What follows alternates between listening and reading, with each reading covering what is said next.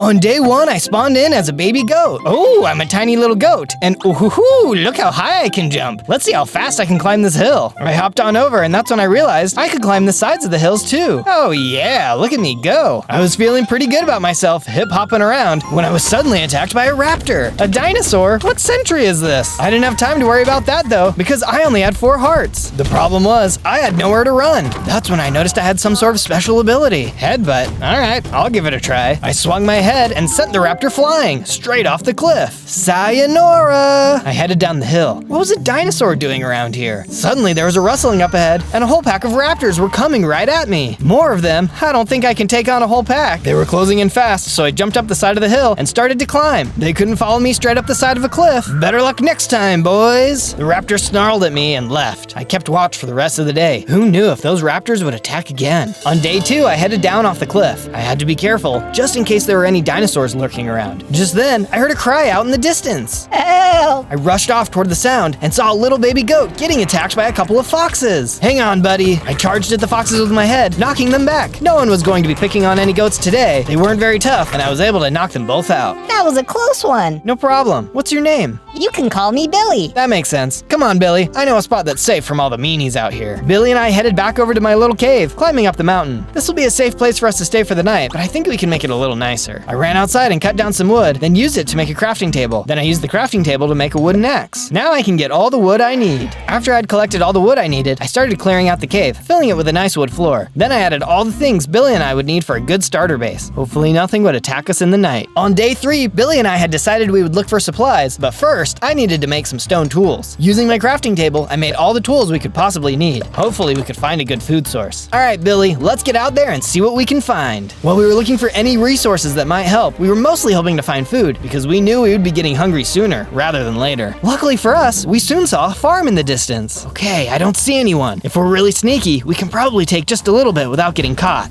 Billy and I got right to harvesting, collecting as much food as we could. Why, hello over there. Uh-oh, it was the farmer. We had to get out of there. Wait, hang on a moment. I don't mind if you eat my crops. In fact, eat as much as you want. Really? No one has ever been this nice to us. Yes, well, there aren't very many friendly animals around here these days. Something dangerous out there seems to be making them disappear. Well, if I had to guess, I'd say it's the dinosaurs taking them all out. Dinosaurs? Huh. Well, I suppose that must be it. If that's the case, why don't you two stay in my barn for safety? We agreed and followed him into his barn. There were some nice hay bales to lay on. I was a little unsure because our cave seemed pretty safe, but at least there was food and someone to look out for us. The sun set, and we put our heads down for the night. On days 4 through 5, Billy and I woke up in the back of the cart, pulled by the farmer. Hey, what's going on? The farmer didn't respond and kept looking ahead. That's when I realized we were all tied up and couldn't move. Where are you taking us? The farmer continued to ignore me. After a little while longer, we arrived at a small clearing. The farmer took us out and tied us to a post. Without saying a word, he got back on his horse and left. I've got a bad feeling about this. Just then, I heard a stick break and saw a pack of raptors walking toward us. We had no way to run. It looks like it's the end for us, Billy. Suddenly, the ground began to shake and there was the sound of heavy thuds. The raptors ran away. What's going on? Is it an earthquake?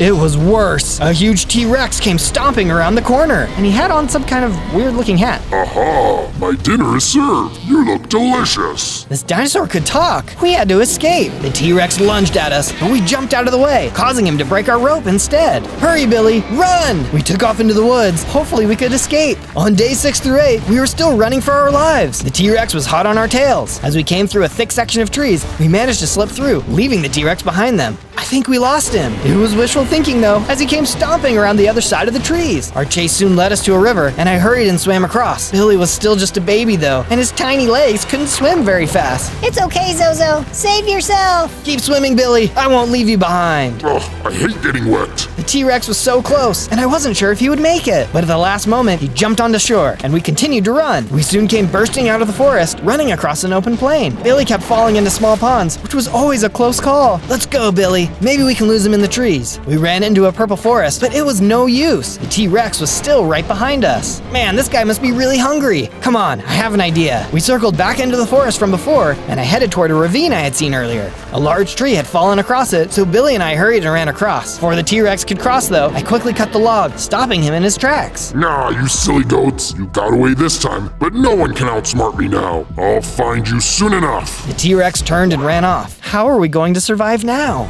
On days 9 through 10, Billy and I were running back to the base as fast as we could. It didn't feel like there was anyone out here that we could trust. Soon, we had arrived back at our cliffside base. Well, Billy, looks like this is going to be our home for the future. Let's fix it up. I got right to work, making our base even cooler than before. I cleared out even more space than before and lined the inside with lots of wood. I also gave us all the equipment we'd need: beds, furnaces, and crafting tables. As far as I knew, we were the only animals that could climb up steep cliffs, so no one else was going to be climbing into our base. So check it out. What do you think of the base? What part do you like the best? With the base completed, I decided to head over to some nearby caves to mine some iron. Luckily, I was able to quickly find some, so I mined it out. I also found some coal, which I was going to need to smelt the iron. I hurried back to the base and got right to work, smelting down all of the iron ore into iron ingots. I then used those to make myself a full set of iron armor, and also used them to make an iron sword, a pickaxe, axe, shovel, and hoe. This is all going to be good for me, but I think Billy is going to need some armor too. With some of the leftover iron, I made Billy some of his own goat armor. He's gonna love this. I brought it down to his base and tossed it out to him. He could barely contain his excitement. We're ready for anything now. Tomorrow, I'm gonna get that farmer back. On days 11 to 12, I left the base to go get that farmer. He was going to have a lot of explaining to do for leaving us tied to a post as dinosaur dinner. As I was making my way through the forest, I heard a howl and was suddenly attacked by a pack of wolves. Why is everyone here so mean to me? I'm just a simple man trying to make my way in the universe. It's a good thing I had just upgraded my gear though, as I was able to defeat the wolves with no trouble at all. Soon, I was back at the farm and noticed it looked abandoned. Where is that farmer? Don't tell me he's hiding. I then checked the farmhouse and saw the farmer inside, packing his bags. What did you think you were doing, leaving us to be eaten like that? I hit the farmer and he started to fight back. He clearly wasn't ready for a fight though. Hang on just a second there. Please don't hurt me. And why wouldn't I? You weren't very nice to me. Okay, let me explain. Start talking, Slick. What's up with the T-Rex? That T-Rex is crazy. I don't know how he got here in our time or how he learned to talk, but he's been forcing me to feed him all my animals. If I didn't give him more, he was gonna eat me. I decided I couldn't do it anymore though, and I was gonna flee. Time to start myself a vegetable garden somewhere peaceful. I promise, I'm not a danger to anyone. I could tell he was sorry for what he had done, so even though I was still upset, I decided to forgive him and let him go. I left as he planted some vegetables I could use later. The farmer was no longer a threat, but what was I going to do about this T-Rex? On days 13 to 15, I arrived back at our base and headed up to Billy's room. When I entered, I barely recognized the place. Whoa, Billy, you've got a lot of work done. Your room looks awesome. Thanks, Zozo. I also thought it'd be fun if we built a special statue. Here, take this wool. I'll show you what to do. Billy and I headed out and got started on the statue. Billy was really excited about what we were building, and I thought it was coming along great. At least, as far as I could tell, it was pretty great. We soon finished the first part. Can you tell what we're building? I'm not really sure quite yet. I jumped down from the statue, and as I was walking, I was attacked by a bunch of spiders. Oh look, another mob who wants to hurt me. Stay back, you punks. These guys weren't very tough, and I managed to take them out in just a few hits. Uh-oh, I can hear some more spiders in that cave. I better take them out too. I entered the cave, and sure enough, there were more spiders. One of these spiders was different though, and had blue eyes. The spiders were pretty mad at me, and they hurt a lot. But if I could survive a T-Rex attacking me, I could fight these guys off too. I managed to beat them both down. When the blue-eyed guy disappeared, he left behind something interesting. Poisonous essence. I'm not sure what I'll do with this, but I'll have to hang on to it for now. Just then, I heard more spider noises echoing from the cave. I headed in deeper. What kind of monster would be waiting for me? On days 16 to 19, I was making my way deeper into the cave when I came across a bunch of brown terracotta.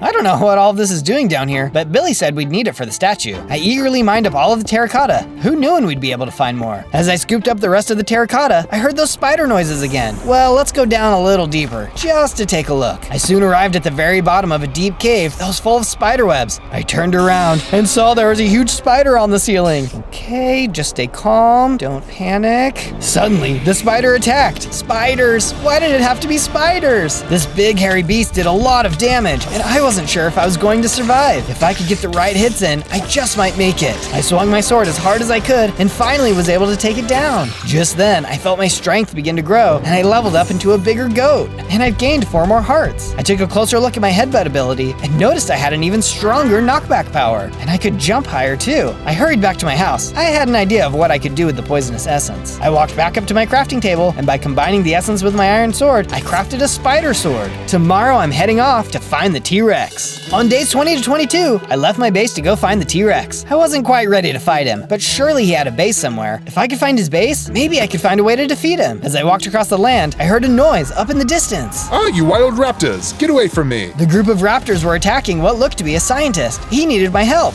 Watch out, I'm coming in. I leapt into action and started to fight off the raptors. I was stronger and had better gear, so these raptors didn't know what hit them. They were a feisty bunch, but I was able to knock them all out. Oh my goodness, aren't you just a marvelous little animal? Oh, well, thanks. Who are you, and what are you doing all the way out here? There's all kinds of strange things going on. The name's Faraday, and yes, I am aware of these things. They are actually all my fault. Your fault? What do you mean? The scientist began to explain. You see, I'm not actually from this time. I am from the future. I invented a time machine helmet that let me travel all the way back to dinosaur times. I ran across the land. I felt so cool knowing that I was the first human to ever step foot on the land. Later that day, though, I sat down to rest, and a little raptor came and scooped my helmet onto his head. This wouldn't have been the biggest problem, but that T-Rex came along, flipped the raptor into the air, and the helmet landed on his head. Thing is, though, my helmet also makes the user smarter, which is why the T-Rex can talk. I had an old prototype helmet that I used to chase the T-Rex through time, but it broke when we got to this present. Luckily, the T-Rex seems pretty happy to be here, since there is plenty of easy food for him. Wow, that is not the story I was expecting to hear when I woke up today. So what can we do to get the helmet back? I have some ideas, but I haven't been able to test any of them out yet. That T-Rex's sidekicks keep attacking me. He must have brought them through time with him. Well, we've got a safe base built into a hill. How about you come live with us? You can do your research in peace there. That would be terrific.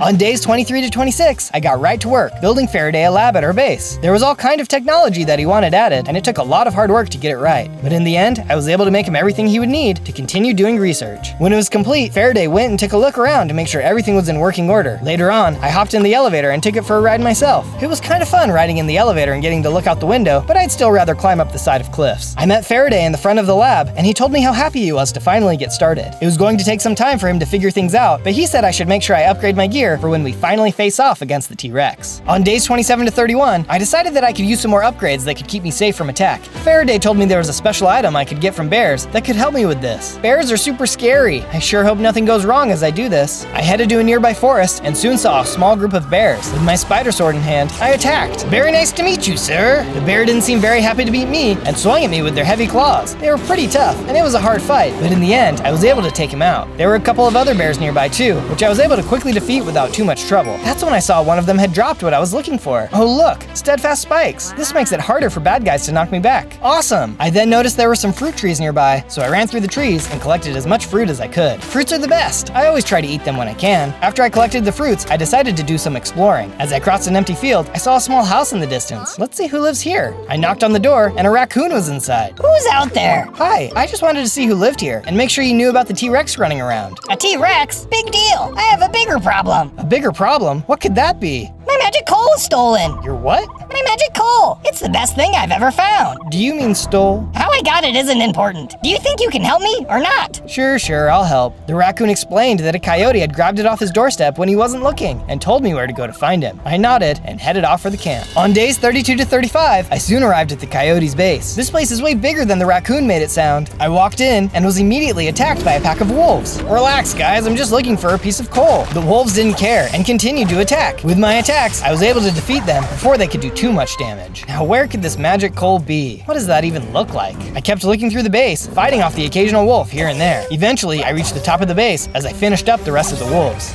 Hey, who do you think you are coming into my house and messing with my guards? I'm here for Mr. Raccoon. You stole something of his and I'm here to get it back.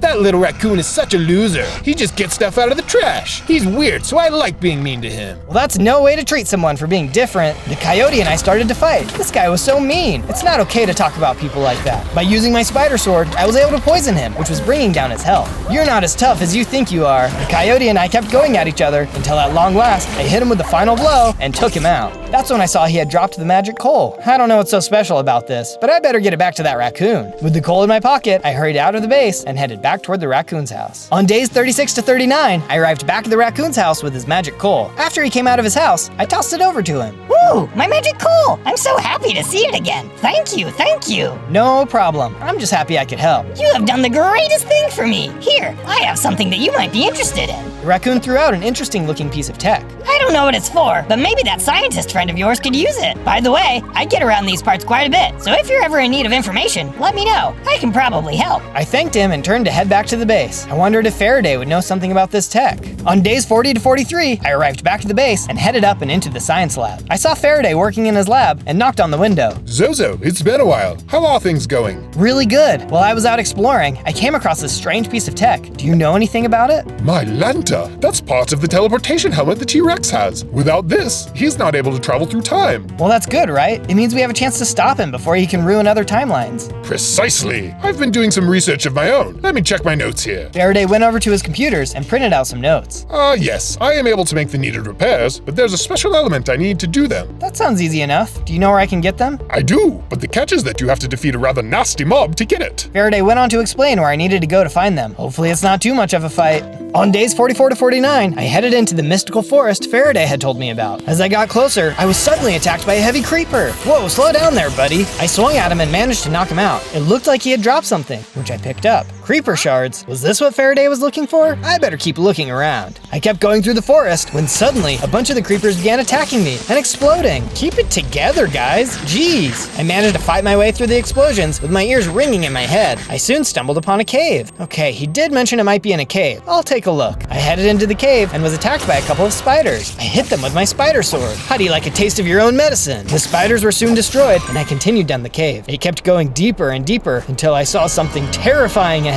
Okay, this has got to be it. What is this thing? The earth golem made a terrible sound as it tried to hit me. He definitely didn't like me stomping around in his cave. With his giant arms, he knocked me down to half a heart. My spider sword had poisoned him, and I was able to land the final blow. Yes, I got him! As he disappeared, I noticed that he dropped something. This looks like some kind of strange display. This must be what Faraday is after. Just then, I felt that familiar power flow into me, and I turned into a bigger and stronger goat. Looks like I've got 13 hearts now, too. While I was down there, I also got to work mining out the diamonds in the wall. No wonder this guy didn't want anyone down here. It was filled with good stuff. That should be everything. Let's get this back to Faraday and see what he can do with it. On days 50 to 53, I returned back to the base and headed into the lab. Faraday was hard at work and was very excited to see that I had made it back. I believe this is what you were searching for?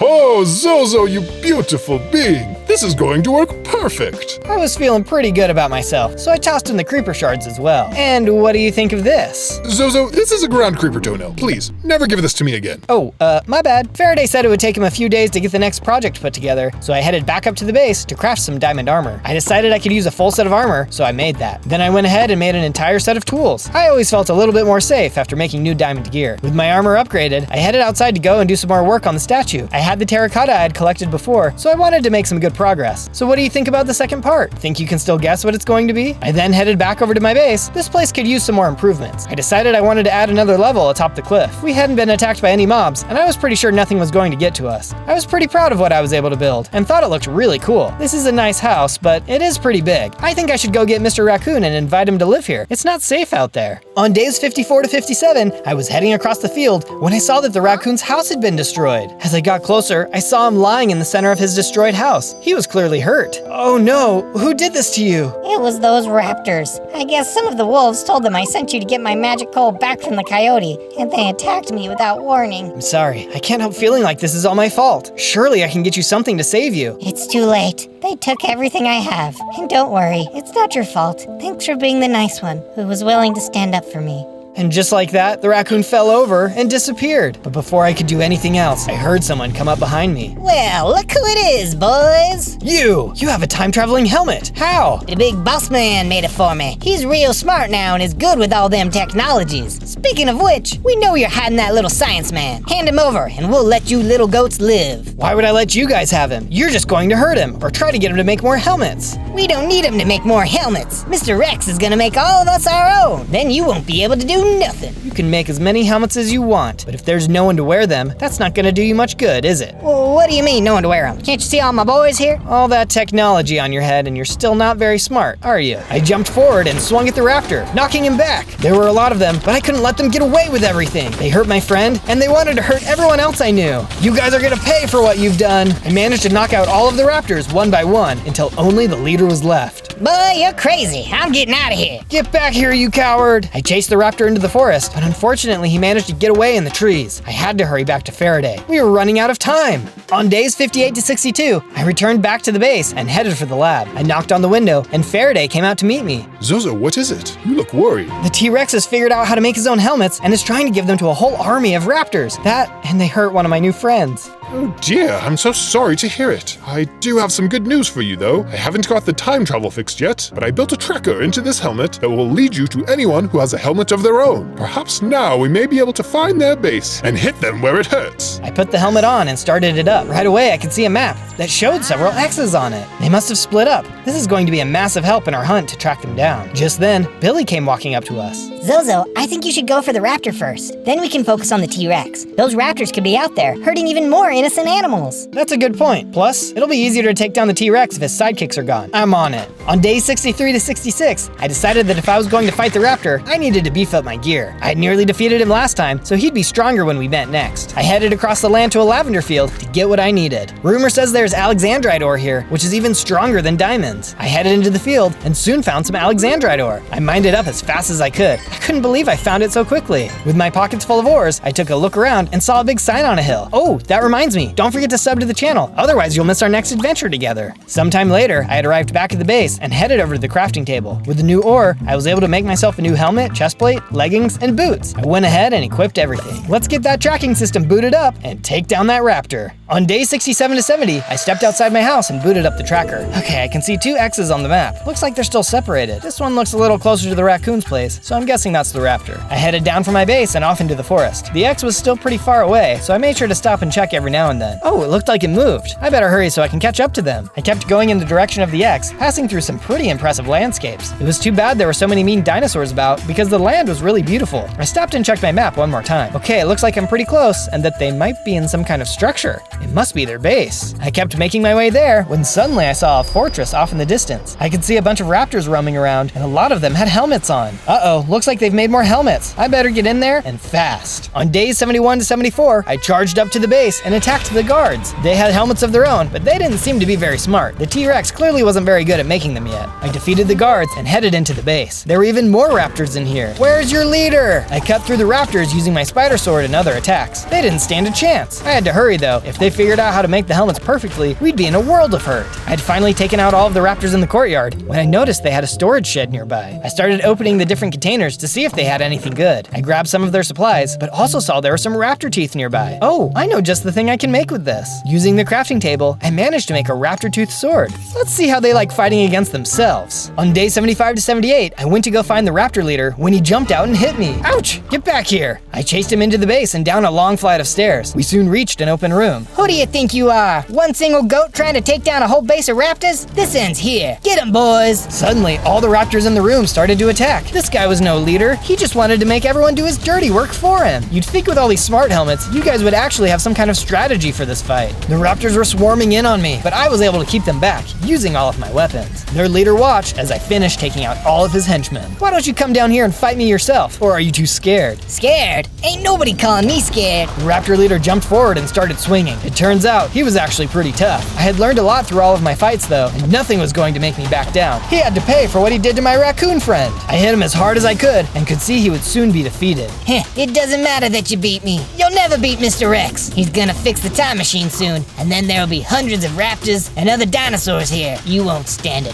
chance. And just like that, he was defeated. He was right though. If we don't stop the T-Rex, we're all gonna be someone's dinner. On day 79 to 84, I was heading back to my base when I saw a nearby cave. It wouldn't hurt to get some more resources, so let's see what we can find. As I approached the cave, I was suddenly attacked by a bunch of mushroom pigs. I should have known I would run into something like you here. I quickly knocked them out and headed into the cave, fighting some more mushroom pigs along the way. They weren't very strong. There were a lot of them. That's when I noticed there was a bunch of redstone in here. I'm not sure what I can use this for yet, but maybe there's some kind of creative build Faraday can make with it. I continued into the cave, collecting as much redstone as I could find. There were also a bunch of mushroom pigs, which I quickly knocked out of the way. At the very end of the cave, there was a room filled with an insane amount of redstone. Oh yeah, if I ever need more, I know just where to get it. I headed back out of the cave toward my base. I needed to talk to Faraday. Hopefully he had made some progress on the helmet. On days 85 to 89, I had arrived back at the base and headed down into the lab. I gave Faraday a knock on the window and he came out to meet me. I told him all about what had happened with the raptors and how the T-Rex was starting to make even more helmets. Yes, that is very concerning. I have been working on some updates as well though. Let me show you. While you look for that, I also collected some redstone. Maybe it can help. I tossed out the redstone I had gathered when suddenly there was a crackling sound coming from Faraday's pocket. What's this? The substance seems to be reacting with the updated helmet I made. The redstone? That's kind of weird, isn't it? Ah, redstone is what you call it. This material must have disappeared before my time. Are you able to get more of this? I have an idea. Oh yeah, I can definitely get more. I'll be right back. On days 90 to 94, I headed back to the redstone cave. He said he needed more. I'll get him more. I got right to work mining out a bunch of the redstone. There was no way this wouldn't be enough. It took a long time, but I finally gathered up all the redstone we would need. Soon I was back in the lab and gave Faraday a knock on the window. As always, he was excited to meet me. You've brought me more redstone, I presume? Oh yeah, this should be more than enough to do whatever you're thinking. I tossed all the redstone I had gathered on over to him. Excellent. Here's the upgraded helmet. This blue shield on top should protect you from the effects of the redstone. Faraday then tossed out a bunch of redstone power balls. Now that we've combined these with the redstone, they'll pack a powerful punch against anyone wearing a helmet. In fact, it should disable it, at least for a moment. That'll be awesome. This is going to be a lifesaver, I'm sure. Ah yes, speaking of which, there is a special strength ability I've programmed in it as well, but it will only work once, so be sure to only use it when you really need it. I nodded and thanked him for all of his hard work. It's a good thing he got trapped in our time too. Otherwise, we'd never get out of this mess. On days 95 to 97, I decided I should upgrade the base one more time before heading out to face the T-Rex. Billy was still young and I wanted to make sure he had a safe place to live, just in case things went sideways. Once I had expanded the base a little more, I grabbed Billy and we went outside to work on the last part of the statue. This was a tough one to build, but I think it looks really cool. It would certainly scare off anyone who thinks that they're tougher than us, that is. Soon, we had completed the statue. I was pretty proud of everything we had built so far. I still had a lot of ideas for the future though. What part of the builds were your favorite? On day 98, I stepped outside the base to have a chat with Billy.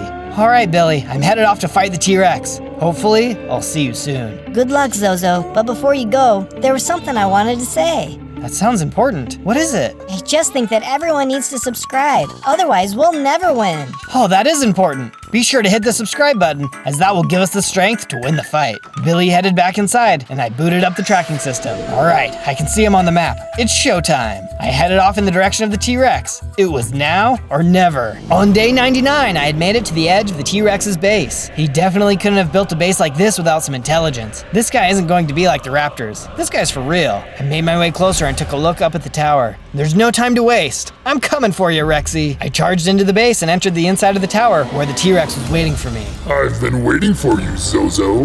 That sounds kind of awkward, just standing here, alone, in a tower, waiting for me. Nah, I don't have time for your nonsense. Obviously, I've been doing other things. Oh yeah? Like what? Being sad I took out all of your friends? My friends, please. There were more dinosaurs here too, but I got hungry.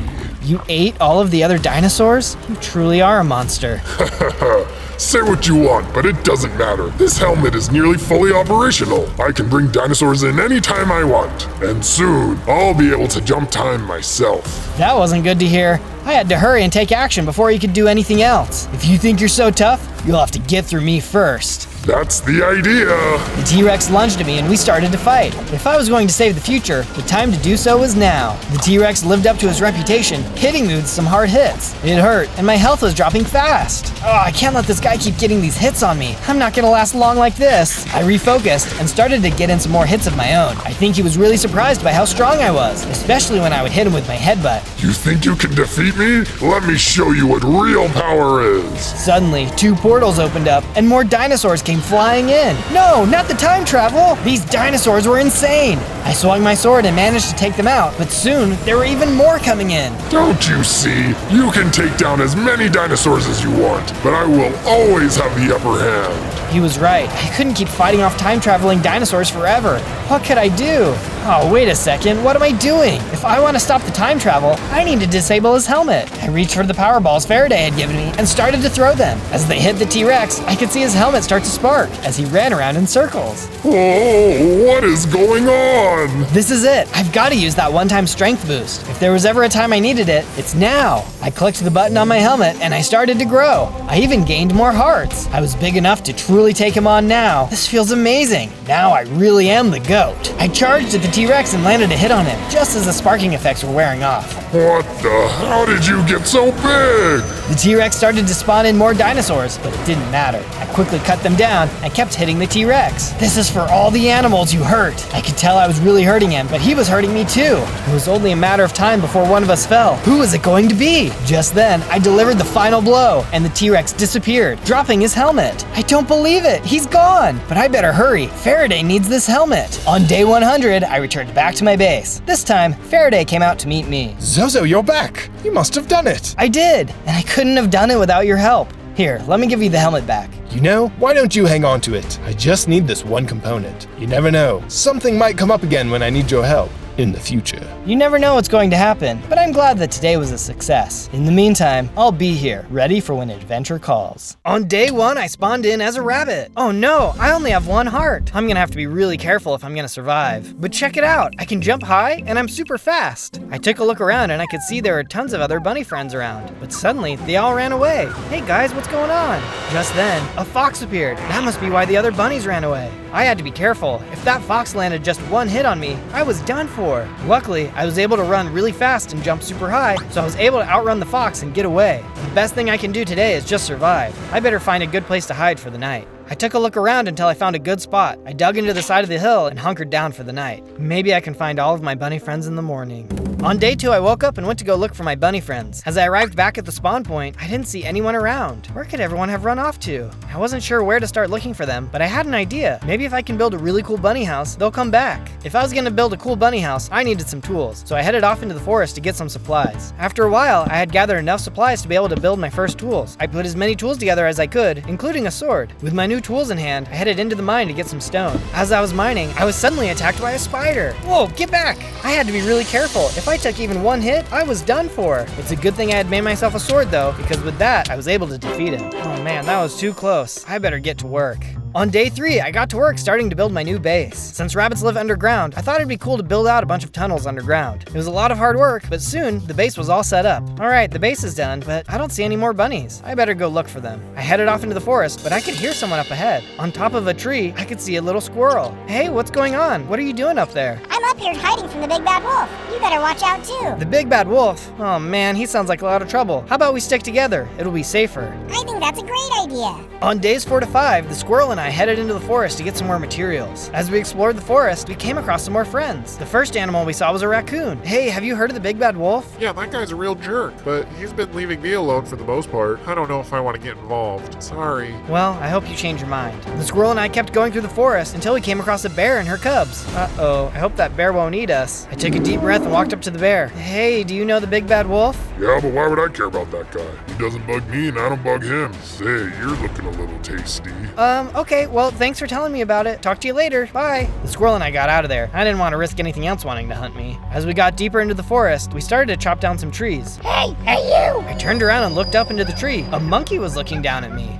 Yeah, what's up? That's my tree. What do you think you're doing, chopping down my tree? The monkey was mad, but I only needed a little bit of wood. It didn't matter to him though, and he jumped down and charged. You're gonna pay for this. Uh-oh, if this monkey hit me, I was a goner. But just then, the squirrel jumped in and helped me out. Together, we were able to put up a good fight. The monkey wasn't gonna be able to hurt both of us. By working together, we were able to defeat him. Sorry, Mr. Monkey, I didn't want to fight you, but you left me with no choice. On day 6 through 8, the squirrel and I continued through the forest. We were feeling pretty good about ourselves. We had had a couple of victories, and we were getting a lot of supplies. We'd even met a few of the other animals. As I kept wandering through the forest, though, I heard something scary up ahead. As we got closer, we saw the source of the noise. It was the fox, and he had a group of bunnies cornered. You have nowhere to run, and now I'm going to eat you. Oh no, I can't let him eat those other bunnies. But what am I supposed to do? I can't take him on by myself. That's when I remembered I wasn't by myself. I had my squirrel friend with me. Let's do this! The squirrel just started to charge. He didn't even wait for me. Wait, what are you doing? Oh, a little appetizer. The fox took one swing, and the squirrel was immediately defeated. Oh no, my friend!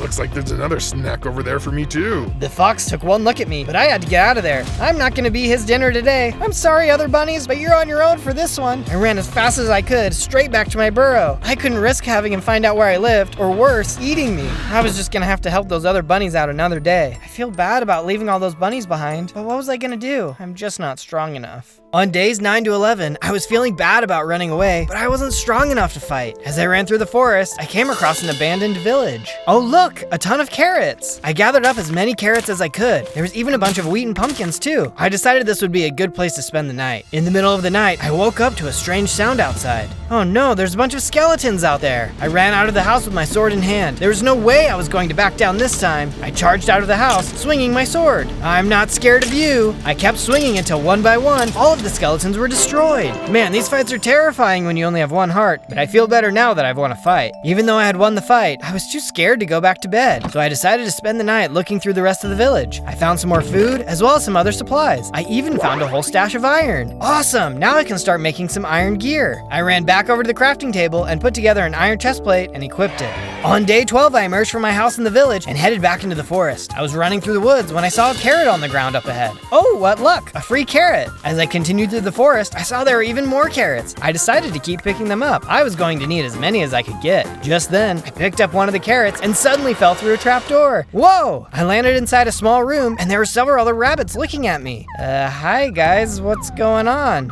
You're not the big bad wolf. I turned around and saw a large elderly bunny looking down at me. No sir, I'm not. What's going on around here? I see you're new around here. Let me explain. For years, the forest was a beautiful and peaceful place. All the animals were happy, living in harmony. The wolf would try to hunt us, but we could always get away. Then one day, something changed. The wolf had discovered some kind of magic, which he used to give himself a cloaking ability. Suddenly, we could no longer hide because we didn't know when he would attack. We have been in hiding ever since. No, how can we stop him? There is an ancient relic known as the Rad Glasses, crafted by our bunny ancestors. Its pieces have been scattered across the land, but if you bring them to me, I can craft them anew. They will allow you to see the wolf, even when he cloaks. Do you think you can help us? Not very strong, but I'll do my best. On days 13 to 15, I had arrived back at my base and made a couple improvements to the inside. Then I went outside and started working on a farm and planted some of the carrots I'd collected. It wasn't much, but it was a place to call home. I needed to get some sand though, so I headed off to the desert to gather some. I managed to get a bunch of it when suddenly a group of rattlesnakes came slithering up behind me. Hey guys, can I help you? The rattlesnakes just stared at me, then they attacked. Hey, that's not very nice. Luckily their bite wasn't too bad because I still only had a heart. I was able to keep moving and I took them all out. Suddenly I felt a burst of energy and I grew into a bigger killer bunny. And look, now I have 5 hearts. I'm feeling way better already. On day 16 to 19, I returned back to the base and made a few adjustments now that I had gotten a little bigger and stronger. Later, as I was harvesting some of my crops, I saw a squirrel walking up to the base. Hey, I've been looking for you. Hey there, what's up? I saw you were with my sister when that fox attacked her. She seemed to trust you, so I want to help you too, for my sister. I'll take all the help I can get, and I'm sorry for what happened. I'm much stronger now and won't be running away from anything. We then set off, making some more improvements to the base. It turned out the squirrel's name was Rocky, and he was happy to help. After we had finished upgrading parts of the base, he pulled me aside for a chat. Thanks again for letting me help, Zozo. I had an idea for the base. I think we should build something that will make the other bunnies know that this is a safe place. Oh, I know just what to make, but we're gonna need a lot of orange dye. We ran off into a flower field and got to work grabbing as many orange tulips as we could to make the dye.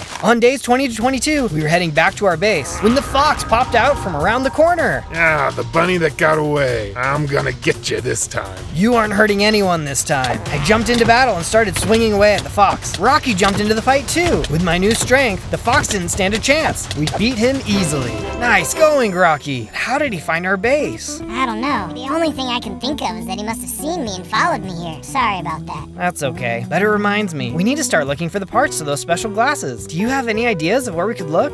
I've got one idea, but before we get there, we're gonna need some serious upgrades first. On days 23 to 26, I was deep underground looking for resources. Luckily for me, I was able to find a bunch of iron, as well as some coal. This is just what I needed. Now I can finish making my iron armor. I took some of the stone I had collected and used it to craft a furnace. Then I added the coal and iron to smelt myself some iron bars. Once the iron bars were complete, I used them to craft myself iron tools, including an iron sword. Then I used the rest to finish crafting my iron armor. Now I'm really powered up. I decided to keep exploring the cave when I suddenly ran into a group of zombies. Try and fight me now, you flesh heads. The zombies could pack a punch, but they were no match for my new gear. I swung my sword and was able to take them out. I kept going down the tunnel when a spider dropped down from the ceiling. Oh, gross, spiders spiders are disgusting. As the spider charged at me, I swung my sword. He managed to get a couple bites in, but he couldn't do much against my armor. Soon enough, it was defeated. I wonder what's going to be at the end of the tunnel. Up ahead, I could see something glowing in the distance. What could it be? I walked into a large open room and subscribe? Hey, it's not a bad idea. If you love going on these adventures as much as I do, I'd love for you to hit the button and the bell. That way, you'll never miss out. On days 27 to 31, Rocky and I headed into the woods to look for the first crafting item we'd need for the glasses. I could hear a noise up ahead when suddenly a wolf hopped up on some stone blocks, blocking our path. Ooh, a delicious bunny. The big bad wolf isn't going to mind if I eat you myself. Go on and hide, Rocky. I can take this guy. The wolf and I charged at each other. He was pretty strong, but so was I. He snarled and bit, getting some hits in. He even got me down to half a heart. But I knew I could win. Your bark is worse than your bite. I gave one more swing and took him out. As he disappeared, I saw he dropped some kind of special item. What's this? I picked it up and saw it was a fire rod. Oh, cool. I wonder what this will do. Later on, I was walking along the water when a crocodile popped out and attacked me. I swung my fire rod, immediately catching him on fire. Whoa, nothing like a well-roasted croc for dinner. The crocodile panicked and jumped back into the water. Yeah, you'll think twice about messing with me next time. On days 32 to 35, Rocky and I arrived in the Badlands. Rocky had told me he had seen something strange in the area and thought it would be worth checking it out. As we rounded the corner, I saw a weird sign. Let the water lift you up. What does that mean? There was a nearby lever, so I gave it a flick and nothing happened. What happens when you jump in the water? Rocky jumped into the water, but there was no effect. I don't think that's it. Let's try hitting one of these buttons. Rocky clicked on one of the buttons on the wall, and an arrow came flying out right over Rocky's head. Whoa, I don't think that's it. I guess I'll give this other one a try. I nervously reached forward and hit the button, and some redstone dust popped out. Look, you can put the dust here to complete the circuit. I walked over by Rocky and put down the redstone dust. Then, I flipped the switch. This time, a column of water came pouring down. That did the trick. I jumped into the column of water and swam to the very top. When I reached the top, there was a chest. Inside of the chest, there were some different brick blocks, as well as one glowstone. This isn't exactly what I was expecting. Zozo, up here. I followed Rocky up another flight of stairs and saw some glasses frames at the top. This is just what we were looking for. The first piece. The Elder Rabbit will be excited to see this. On days 36 to 39, Rocky and I returned back to the base. First things first, I needed to craft a new fence. I couldn't risk another attack by the big bad wolf gang, or worse, the wolf himself. By using some of the brick, I was able to make a nice perimeter fence. Once that was complete, Rocky and I worked together to make him his own place too. Thanks for all your help so far, Rocky. I think it'll be good for you to have your own place. I'm happy to be here. Let's build a pen and get some sheep. That way we can work on the statue. Good idea. Rocky and I headed into the forest and managed to find a herd of sheep. Using leads, we roped them up and led them back to their new pen. With the sheep all locked up, I then took some orange dye and got to work dyeing all of the sheep orange. Orange, you guys glad you're not dinner? I went ahead and sheared all of the sheep, then collected all of the orange dye. From there, Rocky and I headed off to find a good spot to build the statue. Once we found a suitable location, we got to work clearing a space, building up a base, then working on the statue itself. After a bit, the first part was complete. Nice job, Rocky. This is a good spot to stop. As we were taking down the scaffolding, a group of parrots walked up to us. Hey, you're a bunny. You must be against the big bad wolf then. You'd be correct. What's up? We've been on the run ever since the wolf started cloaking. Nowhere feels safe. I know what you mean, but there's safety in numbers. You guys should come join us at our base. That's just what we need. We'll go gather our things, and then we'll meet you there. I told them where to go, and they headed off. Back at the base, Rocky and I got to work building them their own house to stay. I couldn't believe the wolf was even hunting birds. We'd do our best to keep them safe. I started days 40 to 43 by putting in some paths throughout the base. The next morning, I got to work harvesting the carrots and planting some pumpkins. Then I filled the rest of the spots with carrots. We've got a lot of new friends starting to show up. I've got to be sure everyone is well fed. Just then, the parrots walked up and I finally got to show them the place I had built for them. They were really excited to have a safe place to rest. After they took a look around, their leader came to talk to me. You're looking for the parts of the rad glasses, right? The ones that let you see the invisible wolf? I am. Do you know something about their parts? Only rumors. I've really only heard about one of the parts, that is. But I don't know if you're gonna love where you have to go to find it. I'll do whatever it takes. On days 44 to 49, I was getting ready to leave my base for the new location. I think it'll be better for you to stay here, Rocky. I don't know if this will be the best place for a squirrel. Rocky understood and agreed to work on the base while I was gone. After a long journey, I finally arrived in the area the parrot had told me about. Oh man, it's freezing here. No wonder the parrot said I wouldn't like it. Just then, I stumbled across an abandoned igloo. This will be a great place to stop and rest. As I left the igloo though, I was suddenly attacked by a snow leopard. Whoa, where did you come from? The snow leopard was vicious. He had giant fangs and powerful claws. He must have set this camp up as a trap. I'll never let the wolf and his allies win. I swung with all my power and took him out. It's a good thing I upgraded all my armor before I left. Otherwise, I'd be rabbit stew. On days 50 to 53, I had finally made it out of the cold and arrived at the place the parrot had mentioned. As I walked walked up to the tower, I saw there were 2 wolves standing guard. Hey, can I come in? No. Well, that was a short conversation. I don't know why I even bothered asking. They're wolves. Of course they'll just attack me. This wolf was just a junior guard, so I finished him off easily.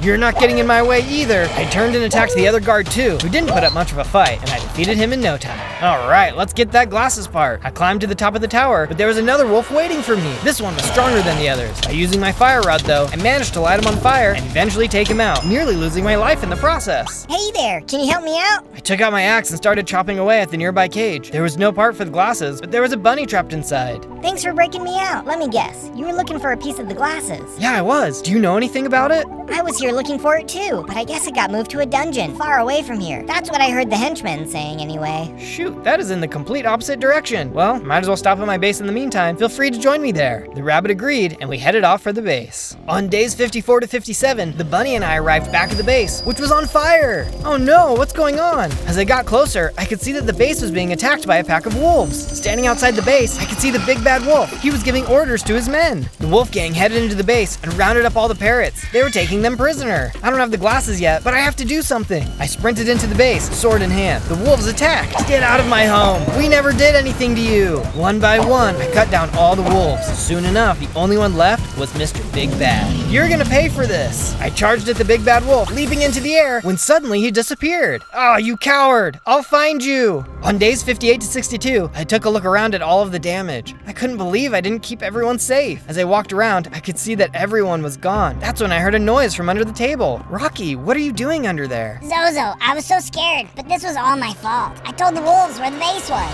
He had captured my squirrel friend and said he would hurt him if I didn't tell him where to go. Rocky, you should have told me. We could have rescued your friend together. I know, I'm so sorry. In the end, he didn't let my friend go and just took away all of our new friends. I hope you can forgive me. I felt bad for Rocky. I could tell he was sorry. It's okay. I know you just wanted to help your friend. We can figure it out together. In the meantime, though, we better go get some supplies to rebuild the base. From there, I headed into the mines and managed to find plenty of iron, as well as some gold and coal. I smelted down all of the iron and used it to make some iron bars. Then I headed out to the river and scooped up a bunch of clay. I then used the clay to make more bricks. At long last, I headed outside and replaced the fence with iron bars, while also repairing any other holes with the bricks. It took a while, but soon the defenses were complete. Those wolves are gonna have a heck of a time breaking in again. On day 63 to 66, I told the bunny and Rocky to hang back at the base while I headed out to the dungeon. This could be dangerous, and I didn't want to lose any more friends. The journey was a long one, and I passed through all kinds of different terrain. As I was passing over a mountain, I saw a wolf in the distance, just as it destroyed a baby elephant. It was the big bad wolf. What have you done? I charged at the wolf, but he disappeared again. What kind of monster would attack an innocent elephant? As I looked down, the elephant's mom came over the hill. What have you done to my baby? No, it wasn't me. It was the big bad wolf. The elephant didn't care, and she attacked. I took a few swings to keep her back as I tried to explain, but she wasn't listening. My only option was to run away as fast as I could. On days 67 to 70, I could see the entrance to the cave up ahead. It looked really dark and scary. This must be it. Who knows what's waiting for me inside? I entered the cave and soon found out. Waiting for me was a group of skeletons. Why are you guys so creepy? The skeletons swung their swords and shot their arrows as I jumped around, hitting them with my sword. They got some hits in, but I was able to take them all out. I headed deeper into the caves and saw a spawner. Let's just get rid of this. I can't fight these mobs off for forever. On day 71 to 74, I pushed further into the mines when I saw some diamonds. Wow. Oh, those would help me so much. I quickly put up a bridge to cross over when suddenly the wall exploded and a zombified piglin came bursting through. Whoa! I quickly pulled out my fire rod and lit him up. He lit on fire, but my fire rod broke. Ouch, he's so strong. I swung with my sword as my health dropped, finally taking him out. As he disappeared, he dropped something. I picked it up, a diamond hammer. This thing is powerful, and I'm getting it just in time, too. Excited about my new weapon, I headed back over to the diamonds and mined them out, being careful not to drop them in the lava. With the diamonds in hand, I put down a crafting table and made myself a pair of diamond leggings to replace my iron ones. Maybe we can make it through here after all. On day 75 to 78, I had finally reached a big empty room. There was a chest on the other side. Hello? Looks like this place is deserted.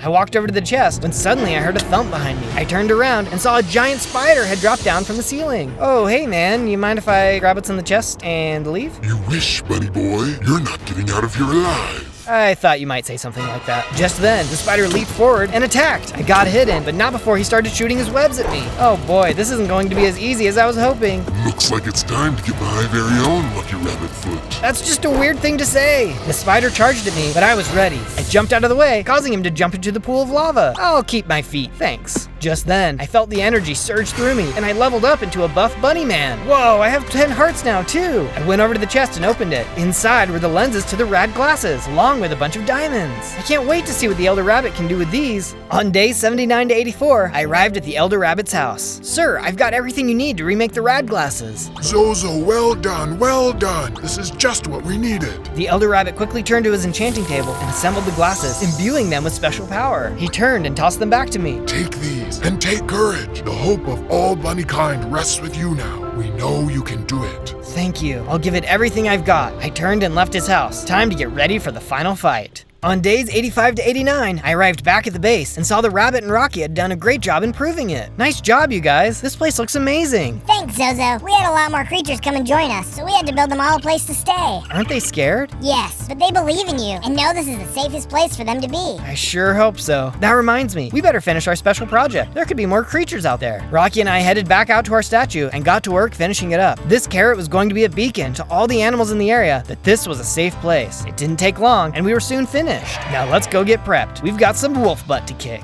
On days 90 to 94, I was back in the base, putting together some diamond armor. I used the diamonds I had found in the dungeon, as well as some additional ones Rocky had found in the cave. I better go check the chest too. Rocky said he had some stuff for me in there. I opened the chest and saw it was full of healing potions. I grabbed them all and added them to my inventory. I'm feeling pretty stacked. Let's go wolf hunting. On days 95 to 96, I ran across the land in the direction of the wolf's base. It wasn't too long until I hit a river. The wolf's base was supposed to be further downstream, so I chopped down a nearby tree and built myself a boat. As I paddled down the river, I soon entered a dense jungle. It wasn't too long until I came across my first wolf. Hey, leave that cat alone! I ran ashore and started swinging, saving the cat. Thank you. I thought I was a goner for sure. No problem. I'm just glad you're okay. You're so nice. Here, follow me. I saw something I think you'll find useful. Cat set off into the trees as I followed close behind. We soon reached a small stone building covered in cobwebs. I cut down the webs and opened the chest inside. A trident and a shield. You're right. These will help a ton. Thank you. Happy to help. I owe you after all. I invited the cat to stay at my base, to which he happily agreed. I decided to give the trident a test, sticking it into the nearby tree. This thing is awesome. It's definitely going to help in the fight. I headed back to my boat and kept rowing down the river. Suddenly, the crocodile from before popped out. This guy again. I thought I taught him a lesson the last time. The crocodile lunged at me, catching me in his jaws. Oh, let me go! I swung my sword as he kept trying to do damage to me. This guy was tough. Let's see how you like this. I took out my trident and threw it, spearing him into oblivion. Better luck next time, pal. On days 97 to 98, I was rowing down the river when I saw my stop up ahead. I jumped out of the boat and started climbing the mountain. The wolf's lair soon came into view. As I got closer, a couple of wolves attacked. Sorry guys, but you picked the wrong guy for a boss. By using my sword, trident, and shield, I managed to fend them off. I entered the mansion, and more wolves attacked. They were vicious, but they were no match for my new armor and weapons. One by one, I took them out. Let's see, where could this guy be? I'll check the basement. I headed down the stairs and saw a tarantula at the end of the hallway, who charged. What's with this guy and spiders? The tarantula managed to stick me with a stinger, which poisoned me. It was doing damage, so I had to be quick. Luckily, I was able to take him out as the poison wore off. Let's try upstairs instead. I headed to the second floor as a couple of wolf guards came charging at me. I could tell these guys thought they were cool, but they couldn't get past my shield. Guess they weren't the smartest couple of doggos. I managed to take them both out. I was rounding one of the corners when a monkey came running up to me. Hey you! Oh hey, wow, you sound just like me. That's because I am you, from the other video. Oh yeah, the video where I survived 100 days as a monkey. That's right. Yeah, I just wanted to stop by and tell people they should come watch my monkey adventure after they finish this one. I think they'll like it. I agree. That was a crazy adventure. Tell Chim Chim I say hi. I will. Good luck with the wolf. Thanks. Wow, what a nice guy. On day 99, I reached the top floor of the lair where the big bad wolf was sitting on his throne, waiting for me. Well, well, well, if it isn't the little bunny who cried wolf. You think you're so strong, but you attack bunnies who can't see you. You're a coward. Is that so? Now you're just making me angry, and I was already hungry. You won't like me when I'm hangry. The wolf leaped forward and attacked. He was strong, but I was ready. He got a few bites in, but I landed some blows of my own. I could tell he wasn't expecting me to be so strong. Let's see how you like this. The wolf started summoning in some smaller wolves who I was able to easily outmaneuver and defeat. Then I hit the wolf with my sword, causing him to retreat. Still a coward, hiding behind others to fight for you, I see. I'm not a coward. I'm just powerful. Enough games. This ends now. Suddenly, the wolf disappeared and started to attack me. And now you're cloaking? You're just proving me right. The wolf reappeared on his throne. Who cares? You'll be gone soon. No one can stop me when I use my powers. I quickly grabbed my rad glasses and put them on. The wolf used his cloaking power again, but I could still see him. What? How did you hit me? Not so invisible after all, are you? How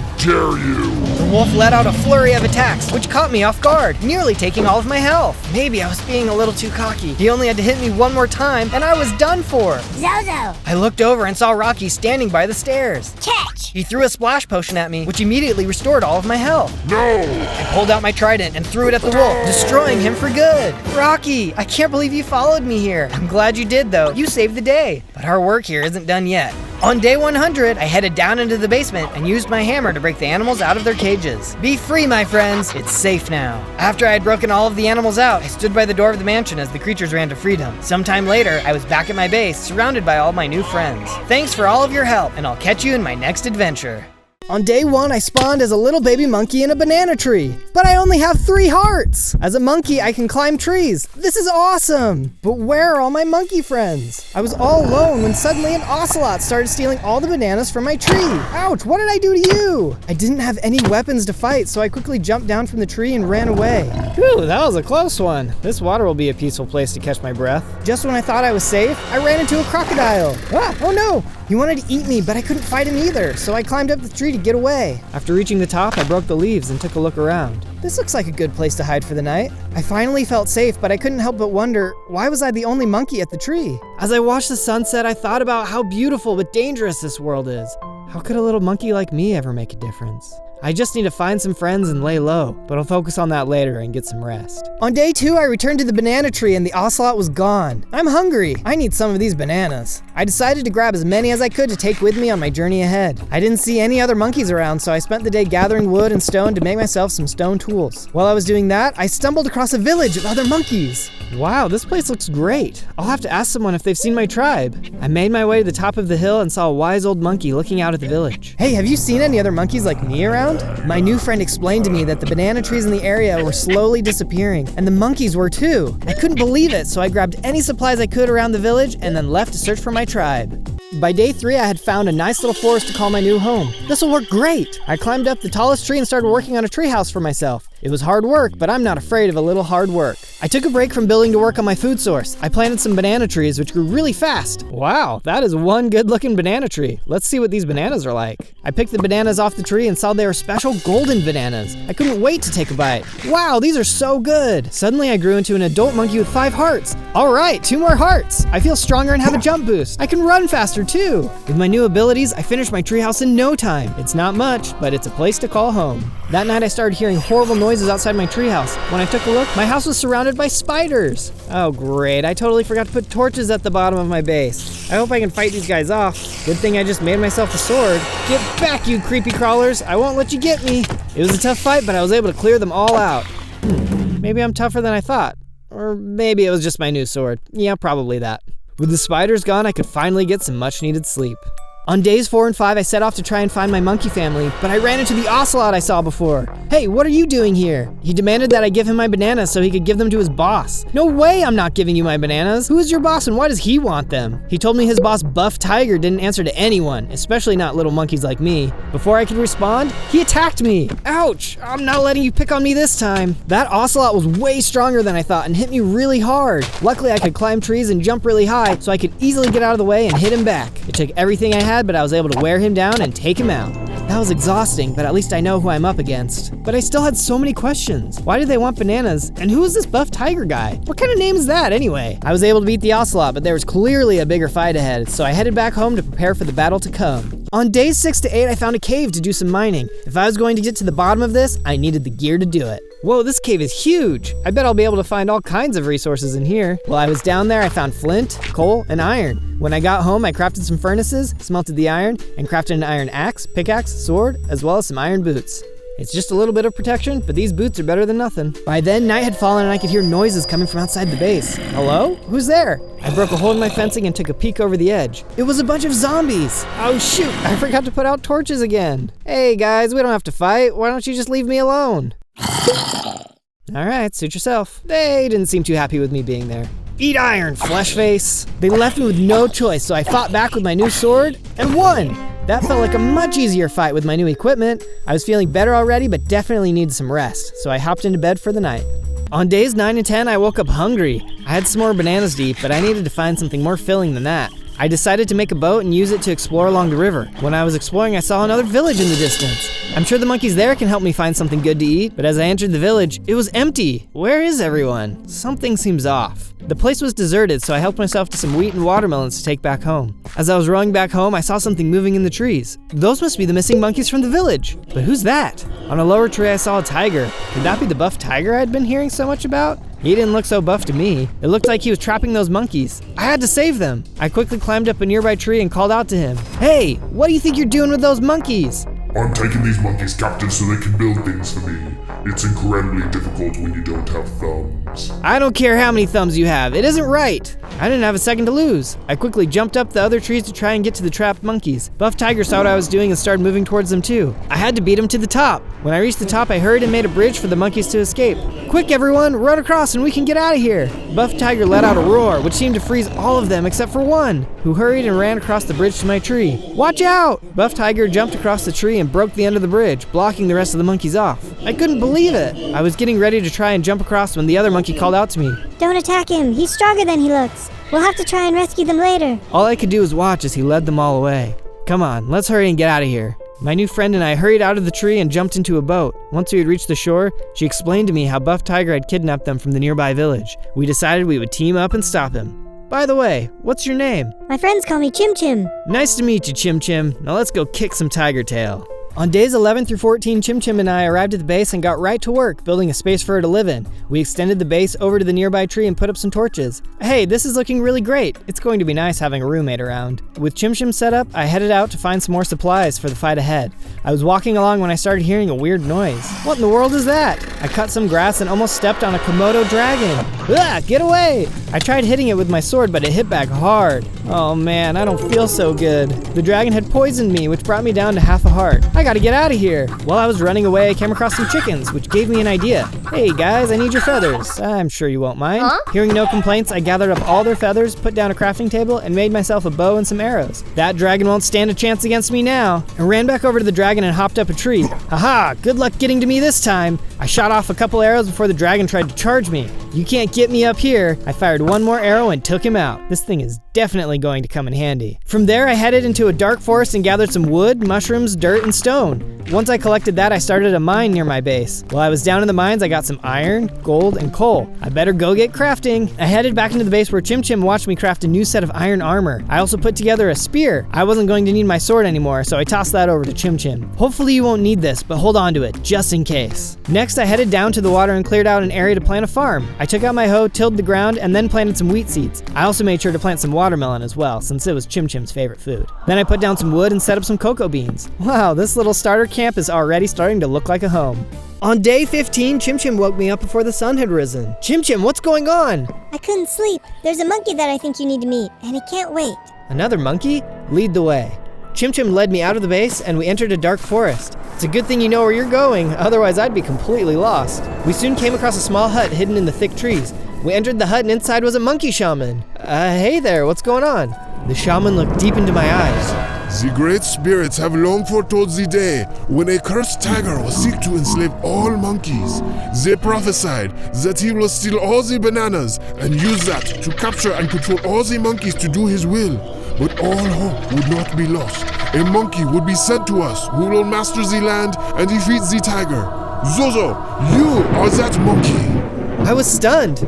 No, it's not possible. I couldn't stop Buff Tiger before. How could I be the monkey of legend? I don't have the strength or weapons to possibly save everyone. I'm sorry, but you got the wrong guy. I was too embarrassed to stay there any longer, so I left the hut to head home. I needed to get some rest. On days 16 through 19, I woke up and noticed that Chim Chim was missing. I looked all around the base but couldn't find her anywhere. Chim Chim! I couldn't think of where she would go, but there was one place I knew that was incredibly dangerous.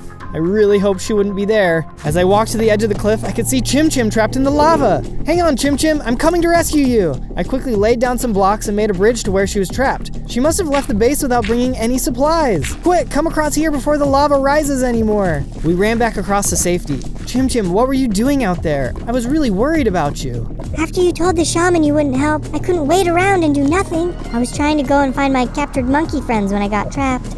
That was really brave of you. You know what? I'll help. I don't think I'm the monkey they're talking about, but if you want to fight Buff Tiger, I can fight too. That seemed to really cheer Chim Chim up. But before we could leave, we heard a squawk from near the lava. We went to take a look and saw an emu trapped on the other side. He needs some help. Don't worry, buddy, I've got you. I put some blocks down and made a bridge for the emu to get across the lava. He followed me across, and so I built some ladders for us to climb out of the hole. When we reached the top, I asked him what he was doing down there. Turns out he actually lived there, but had gotten trapped when the lava started rising. He explained that he heard us talking about Buff Tiger and knew something he thought might help. He said he had heard about a legendary ancient weapon made specifically to fight tigers. That sounds amazing! What is it and where do we find it? He wished us luck but told us he didn't know where it was, but said if we ran into any other animals, we should be sure to ask them if they know anything.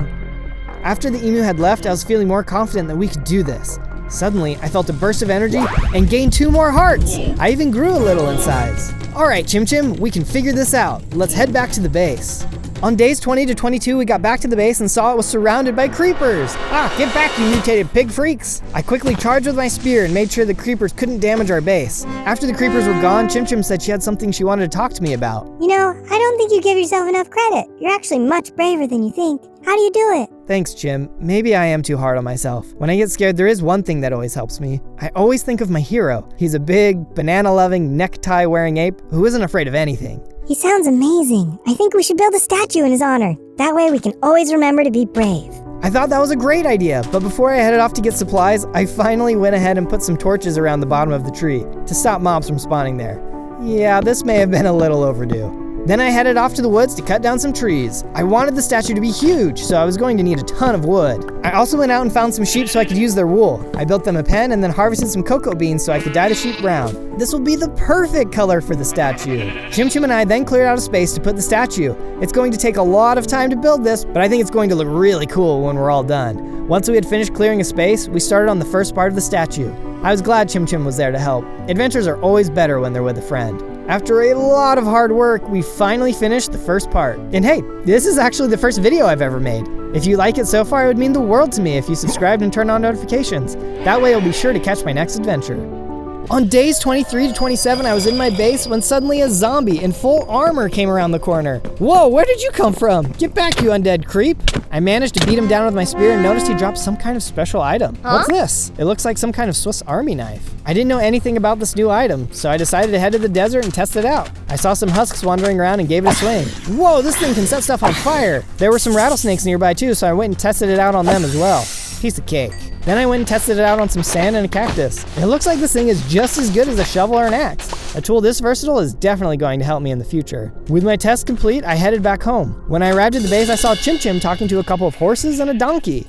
He explained that he heard this was a place safe from Buff Tiger and wanted to stay here too. The more the merrier, my friends. We'd be happy to have you. Our new friends are going to need a place to stay, so I cleared some space at the bottom of the tree and built them a small shelter to live in. That reminded me, I didn't want any more surprise guests climbing into my base, so I broke all of the vines off the trunk of my tree. I am a monkey after all. I definitely didn't need these vines. On days 28 to 32, I went and asked my new horse friend if he knew anything about the legendary weapon the emu had mentioned. He told me he didn't know what the weapon was, but had come across a group of anteaters in a distant forest who were collectors of interesting objects. How can I find these anteaters? I don't know if I can travel that far for that long. He told me that I should hop on his back and he could show me the way. He would get me there in no time. I threw a saddle on the horse's back and we took off into the distance. Chim Chim could keep an eye on things until I got back. After a while, we came to a bridge, but a snapping turtle was blocking the way. Uh-oh, he doesn't look friendly. Let me see if he'll let us pass. Hey there, do you mind letting us by? Hey, you, get out of here. This area is controlled by Buff Tiger. No monkeys allowed. No monkeys allowed? We'll see about that. I gave him a hit with my spear, but that was a mistake. He was strong. I quickly ran back and hopped on my horse friend's back.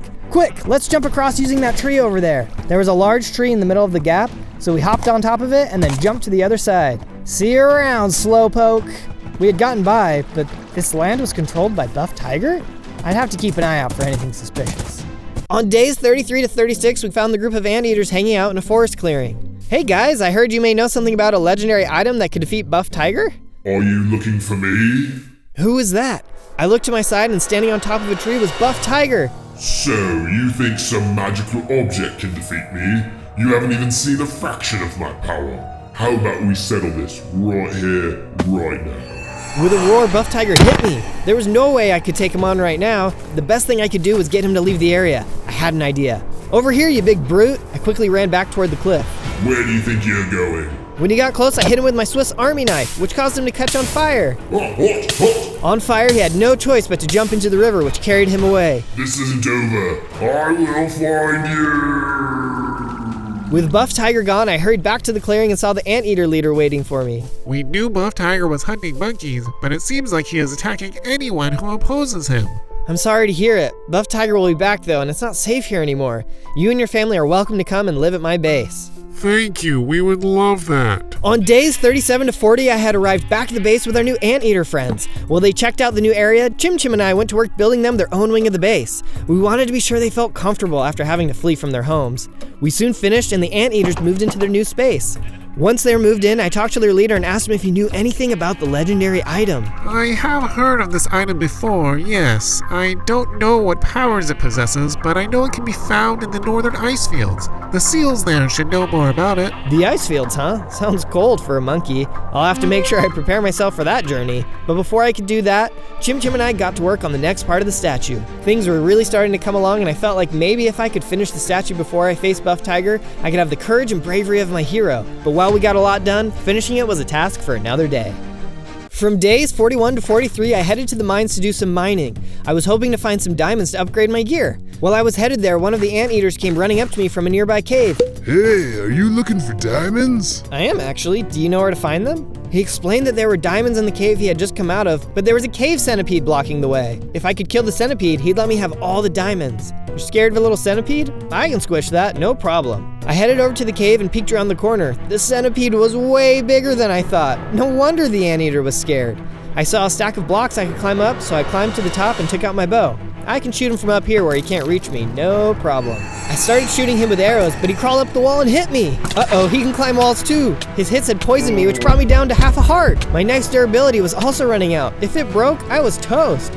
Luckily, I was able to finish him off. Whew, that was way too close. With the centipede out of the way, I now noticed that there was a big stash of diamonds at the end of the tunnel. Awesome, now I'll finally be able to upgrade my tools to diamond. I quickly mined out all of the diamonds, and then I worked on crafting a diamond pickaxe, sword, axe, and shovel. I also had a few extras, so I made myself a diamond helmet. On days 44 to 49, I left the base to travel to the northern ice fields and find the seals the anteaters had told me about. Oh boy, it's freezing. I hope I can find these guys quickly. I don't know how long I can stay out in this. As I was climbing over some snow, I heard a sound coming from the other side. The seals must be over this hill. I jumped over the hill and was surprised to see a couple of polar bears who immediately started to attack me. I took out my new diamond sword and fought back. I'm much stronger now. You won't be able to take me down. After a few hits, the polar bears were down. Even I was surprised at how quickly I was able to defeat them. Maybe I could be the monkey of legend after all. I kept running across the ice fields when I saw someone getting attacked by a couple polar bears in the distance. As I got closer, I saw it was a huge orangutan fighting them off. By the time I had reached him, he had taken out both of the bears. He was really strong. Hey there, I didn't expect to see another monkey all the way out here. What brings you out this far? The orangutan didn't respond right away, but instead slowly looked me up and down. It's going to get cold soon. We'll need to build a camp for the night. Yeah, okay. The orangutan and I quickly worked together to build an igloo. He didn't say much while we worked, and I was starting to get an uneasy feeling about him. But maybe he was just suspicious of me too. I decided I would try and find out. I started up a fire in the igloo, and he surprised me by asking me a question first. So, what are you doing out here?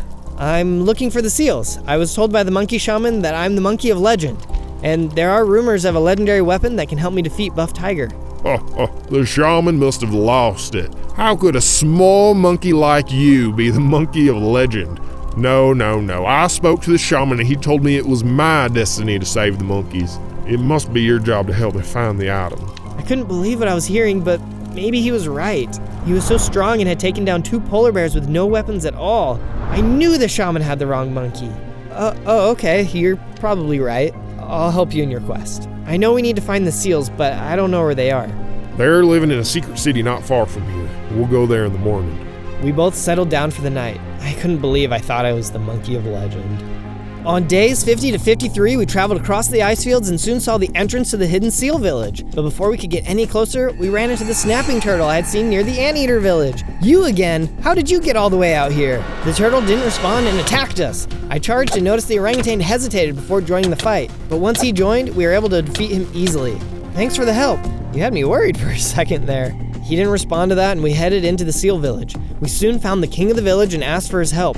He explained to us that although the city was hidden, they too were afraid of Buff Tiger. When we asked him if he knew of the legendary item, he told us that it wasn't located here. Instead, he had a map to its location, which he shared with us. Thanks for sharing this with us. We'll find the item and save everyone. From days 54 to 57, we traveled back to my base and I saw that Chim Chim had found a lot more monkeys. I'm so glad we're able to help all these monkeys. Chim Chim and I got to work on expanding the base. As we worked, I told Chim Chim about everything that had happened. When I told her how the orangutan was actually the monkey of legend, she didn't believe me. The shaman has never been wrong before. I don't know if I trust that orangutan. I believe in you, Zozo. Keep an eye out for anything suspicious. While we were talking, the anteater I'd saved from the centipede showed up again. Zozo, I need your help again. My little brother was playing in the jungle and got trapped in a jungle temple. Can you rescue him? I didn't have a moment to spare. Jungle temples were full of traps that could hurt a little anteater. I ran into the jungle and soon found the temple.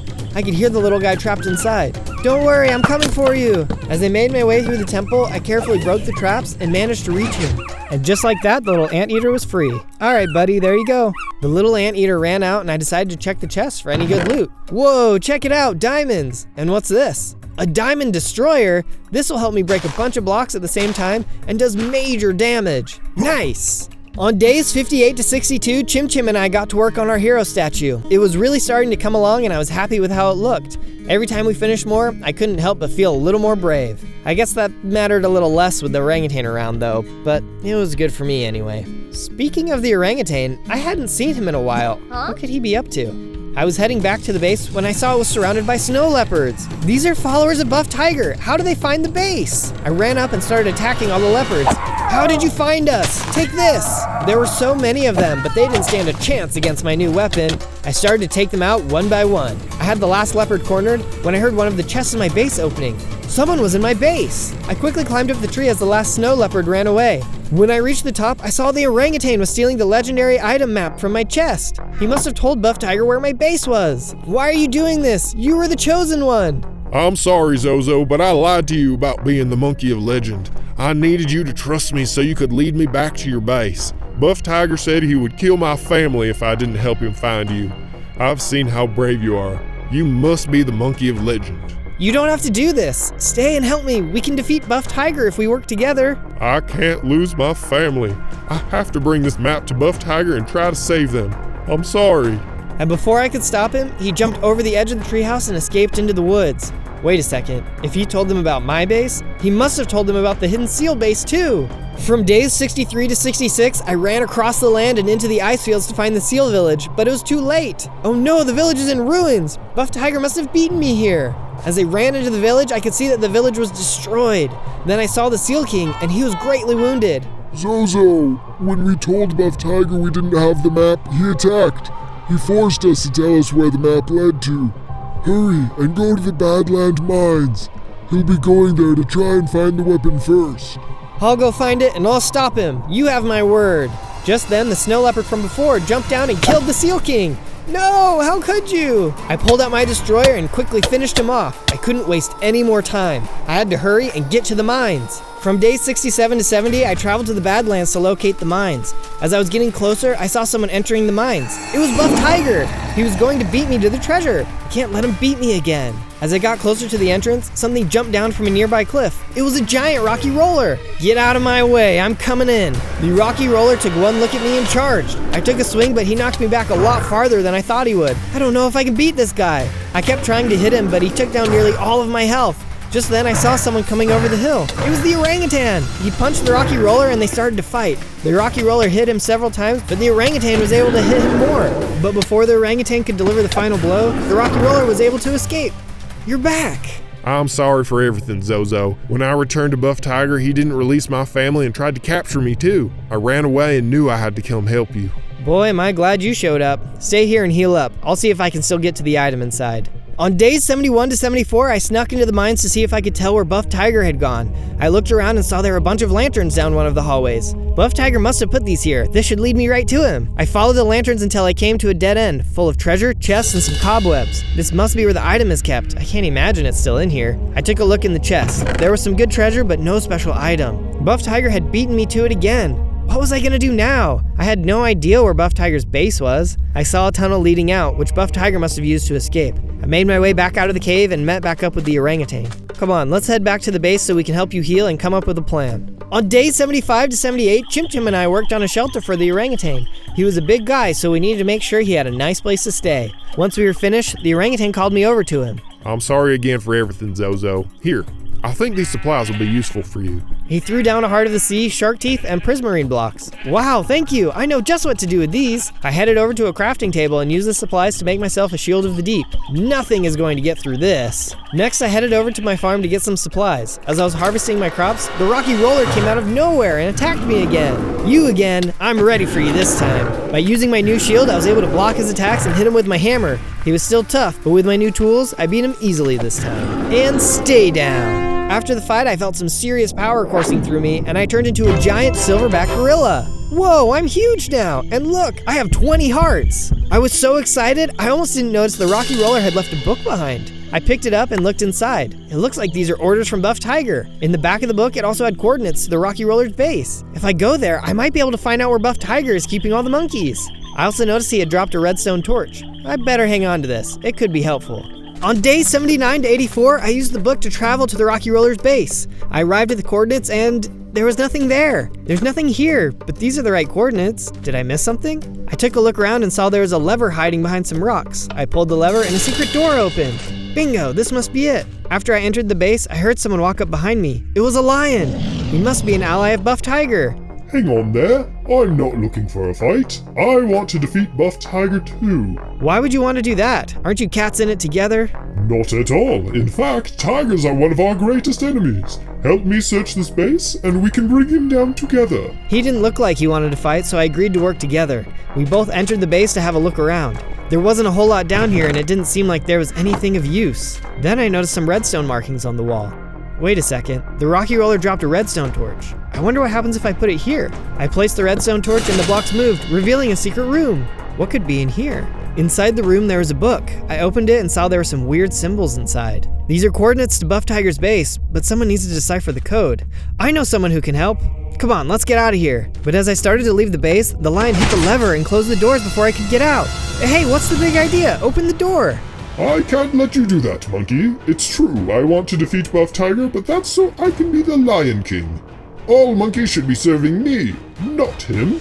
We'll see about that. I took out my destroyer and shield and started fighting him. With my new strength, he didn't stand a chance. He got some hits in, but I was able to strike the fatal blow in no time. On days 85 to 89, I headed to the monkey shaman's hut. I knew he would be able to translate the coordinates. When I arrived, the shaman opened his door and walked out. Zozo, is it really you? My, how you have grown since we last met. I need your help. I found the coordinates to Buff Tiger's base, but it's in some kind of strange language. Can you read it? Ah, that's because these are coordinates for a place not of this world, a different dimension entirely.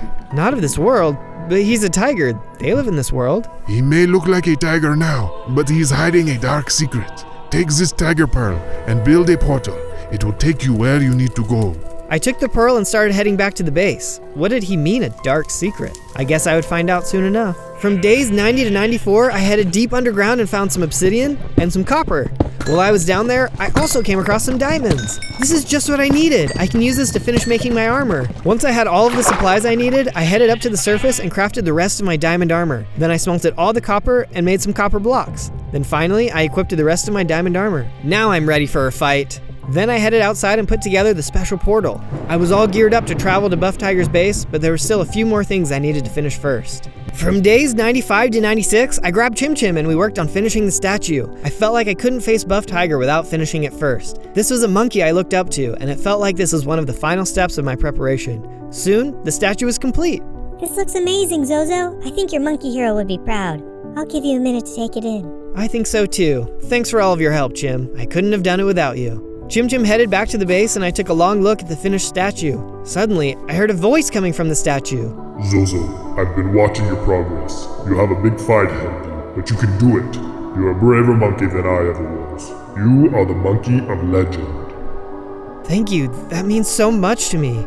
I feel like I've finally gotten strong enough to be worthy of the title. You were always worthy. Remember, it's not about how big you are on the outside, but how big you are on the inside. Good luck. Tomorrow, I'm taking the fight to Buff Tiger's front door. On days 97 to 98, I took time to visit with all the animals who had joined our new home. Many of them were scared, but I assured them I would find their friends and families and bring them home. Secretly though, I was feeling nervous because I still hadn't gotten the legendary weapon. Finally, I was ready to light the portal, but as I walked up to it, Chim Chim jumped down in front of me. What's wrong, Chim? I can't let you go in there alone. I want to help.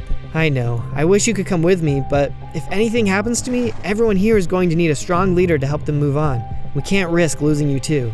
Chim Chim nodded and moved out of the way. Before I go through, is there anything else you need to say? Yes, everyone who is watching the video should like it and subscribe. There are going to be so many more adventures, and we want everyone to be able to follow along. I couldn't have said it better myself, Chim. Well, here goes nothing. I took a deep breath and threw the tiger pearl into the portal. On day 99, I suddenly appeared on the other side of the portal, standing in a dense jungle. I looked out over the treetops and could see a sprawling city before me. I made my way down the trees and into the city streets. Look at all of this. There's no way a tiger built this. He must have built this with all the monkeys he took prisoner. As I wandered through the city, I saw a sign pointing to the prison. That must be where the monkeys are. I made my way there and soon saw the large prison building. I climbed up the wall and ran into a snow leopard on top. I quickly finished him off and then jumped into the prison yard below.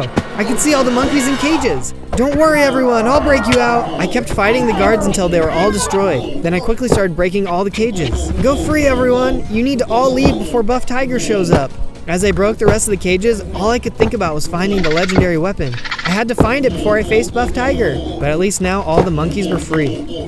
On day 100, I saw a sign pointing to the palace. That must be Buff Tiger's palace. I'll bet he keeps the legendary item in there. I made my way into the palace and took out a couple of guards. The place was nearly empty. Buff Tiger must be out capturing more monkeys. I then made my way into the basement where I saw a banana katana floating over a pedestal. Could that be what I think it is? Legendary banana katana, infused with potassium. This is it! I heard a tiger growl outside. Buff Tiger, you must be back. I walked outside and saw Buff Tiger was waiting for me, with an ocelot by his side. Buff Tiger, this ends today. I have the ultimate weapon. Huh, you really think that rusty artifact can do anything to me? Did you even look at its durability? I looked closer and saw that he was right. The weapon was nearly destroyed. But this was a weapon of legend, wasn't it? Surely it was stronger than it looked. Get him. The ocelot charged. I swung the banana katana and killed the ocelot in one hit, but the weapon broke. Haha, you see what happens when you believe in fairy tales? I was going to let you work for me, but I think I will just end you instead. Suddenly, everything began to shake, and Buff Tiger transformed into an even stronger tiger. This must have been the dark secret the shaman was talking about. How am I going to defeat him? I'm not strong enough. Suddenly, I remembered the words of my hero. It's not about how big you are on the outside, it's how big you are on the inside. He was right. The true power had been in me all along. I was ready. All right, Buff Tiger, let's dance. We charged at each other and exchanged blows. He was incredibly strong, but by using my shield and special powers, I was able to stay in the fight. Why won't you die, you scum? You messed with the wrong monkey. I could feel myself getting stronger with every hit I landed. I was winning. I'm sending you into another dimension, one where you can't come back. With a final strike, Buff Tiger was finally defeated. After Buff Tiger had disappeared, I climbed the hill and saw some monkeys celebrating. Finally, we can all go home. On day 1, I spawned in as a stray cat. I've only got a few hearts, but look how quick I am. I noticed that I was starting to feel hungry, so I immediately started looking for food. As I explored, I soon saw a small village up ahead. I checked one of the houses and noticed that there was some meat on the table. Oh, perfect, just what I need. I hopped up on the table and grabbed it. Hey, get out of my house! The human clearly didn't want me here. I wasn't ready for a fight, so all I could do was run. I kept running until I was back in the woods from before. Why was he so mean to me? This is going to be a hard 100 days if no one wants to be my friend. I kept exploring the woods when I saw a group of cats up ahead. More cats! Hi, guys! Oh hey, you must be new around here. We were just trying to figure out how we were going to get some dinner. You're telling me. I just took some meat from one guy's house and he chased me all around. But here, I'll share it with you guys. The cats were really thankful and excited about the meat. They must have been really hungry. I was glad to have met them. We were going to have all kinds of great adventures together. Before we had realized it, night had fallen. That was when we were suddenly attacked by a zombie. Quick, into the trees! My new cat friends had all climbed into the trees, but I wasn't fast enough. I had no choice but to fight.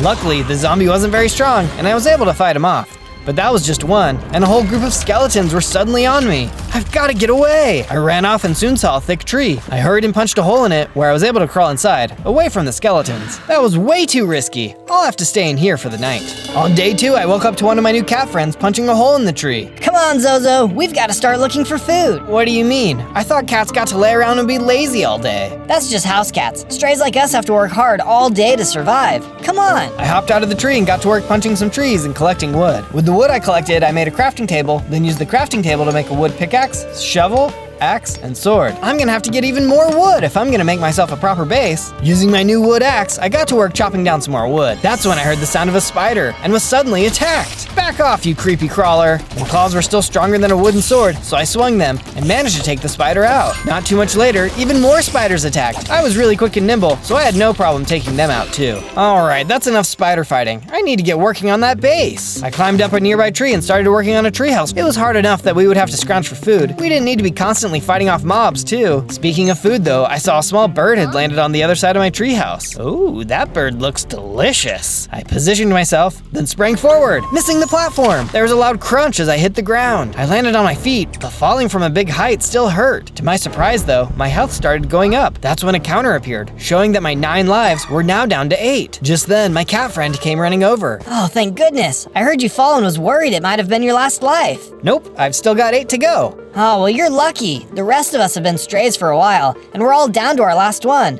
Hopefully you're never in our position.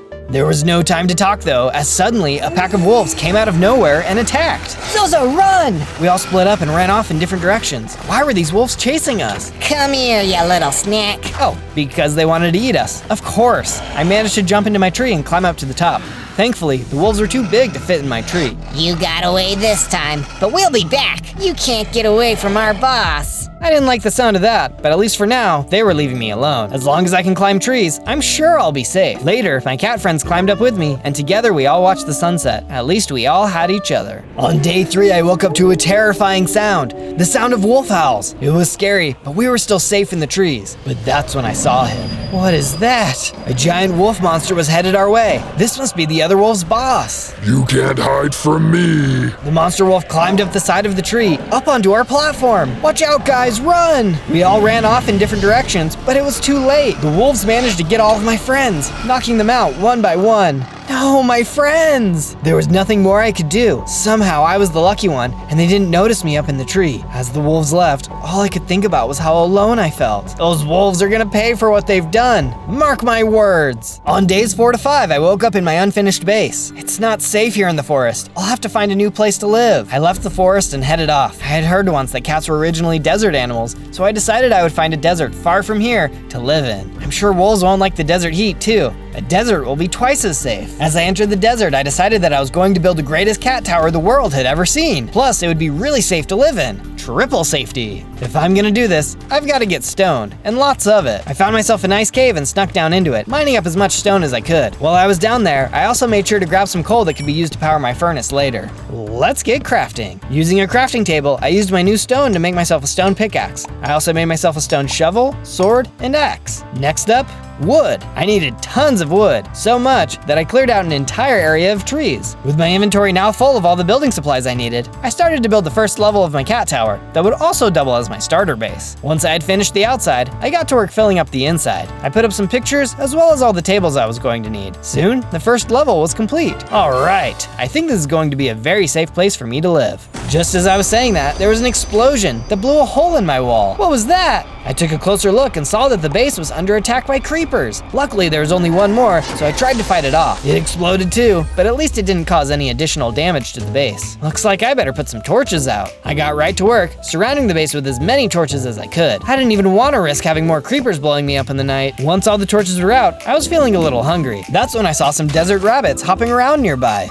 Dinner! I ran around after the rabbits until I finally managed to take one down. I cooked the meat back at the base, then chowed down. That sure was tasty, but I'm gonna have to find out an easier way to eat if I'm going to live here much longer. On day 6 to 8, I got up and headed out the door. It was enough delay. I needed to start getting ready to fight back against the wolves. It wasn't too long and I found myself heading down down into a cave. Time to find some iron. Just inside the cave were several iron veins, so I got right to work mining them all out. After a while, I had gotten plenty of iron, and I heard a growl behind me. Who's there? What are you doing in my cave? Leave now or I'll be forced to take you down. Please, I just wanted to collect some iron. These evil wolves destroyed all of my friends, and now I have nowhere to call home. I know your pain. My family was taken from me when I was young too. Not by wolves, but by poachers at a nearby village. I've been all alone ever since. Why don't you take revenge on those poachers? Have you seen yourself? You're a big, powerful lion. I never really thought about it. I guess I didn't realize just how big I've gotten. Yeah, let's do it. Although first I've got to drop this stuff off at my base. You can come along if you'd like. The lion and I ran back over to my base. When we arrived, the lion was impressed. Wow, this is quite the place you've got here. Much better than my cold cave. Thanks. Give me a bit here to get ready to go. I tossed the iron I had collected into the furnace and smelted it all down. When it was done, I got crafting and made myself a full set of iron armor. I even made myself a full set of iron equipment, which the lion was really impressed by. Turned out he was actually really nice. Oh, and his name was Lenny. On days 9 to 10, Lenny and I traveled to the village where the poachers were living. As soon as we got there, we could see the poachers. There were tons of small animals in cages, and they even had the lion's family's heads mounted on the wall. These guys were sick. Lenny wasted no time and attacked. I tried to jump in too so that I could help as much as possible. Lenny was so strong and managed to take most of them out. Suddenly, a couple of poachers surrounded him, and it wasn't looking good. Heads up! I jumped down from above and managed to take out the poachers. There were a few more left, but together we were able to take them all out. Nice job, Lenny. I know it can't replace your family, but at least justice has been served. Thank you for encouraging me, Zozo. I feel much better than I did before. I also feel hungry. These little birds look delicious. Oh, hang on. I know we like to eat meat, but these guys don't deserve the same fate as your family. Let's let them go. Lenny was disappointed but agreed, so we let them all out of their cages. I'm pretty sure some of them got away from Lenny just a little faster than they normally would have. We then headed over to the nearby farm and gathered up as many seeds as we could. If we really wanted to help animals, it looked like we might have to get used to a little more grain in our diets. Except when it comes to chickens. I took out a few chickens to eat later. I was still a carnivore after all. With all that out of the way, I asked Lenny if he wanted to live at my base with me, to which he happily agreed. Back at the base, I got right to work making Lenny his own bedroom. I felt bad he had been living in a cold cave alone all this time, so I did my best to make it really nice. On days 11 to 12, I went to find Lenny to ask him some questions. I asked him if he knew anything about the huge wolf that had taken out his family, but he said he wasn't sure. There was, however, a wise elephant that I could ask. I made my way to a nearby savanna to find the elephant. I tried asking all the animals I passed, but none of them seemed to know who I was talking about. As I was looking, I was suddenly attacked by a pack of hyenas. Leave me alone, you giggle freaks! I managed to hurt some of the hyenas. There were way too many of them. I was still just a little cat and had to get out of there. I managed to make it out of there, which is when I saw a baby elephant. Oh, I bet they know something. I ran over to them. Hey, I'm looking for a wise old elephant. Do you know where I can find them? I do. Come with me. I can show you. As we traveled, I noticed she seemed kind of sad. I soon found out why. We arrived in an elephant graveyard, and she brought me to a grave. This is the elephant you are looking for. She was my grandmother and raised me after my parents died. I'm sorry to say, but she passed recently. I'm sorry to hear that. I heard she was able to help a lot of people. She was. In fact, she taught me how to help people the way she did.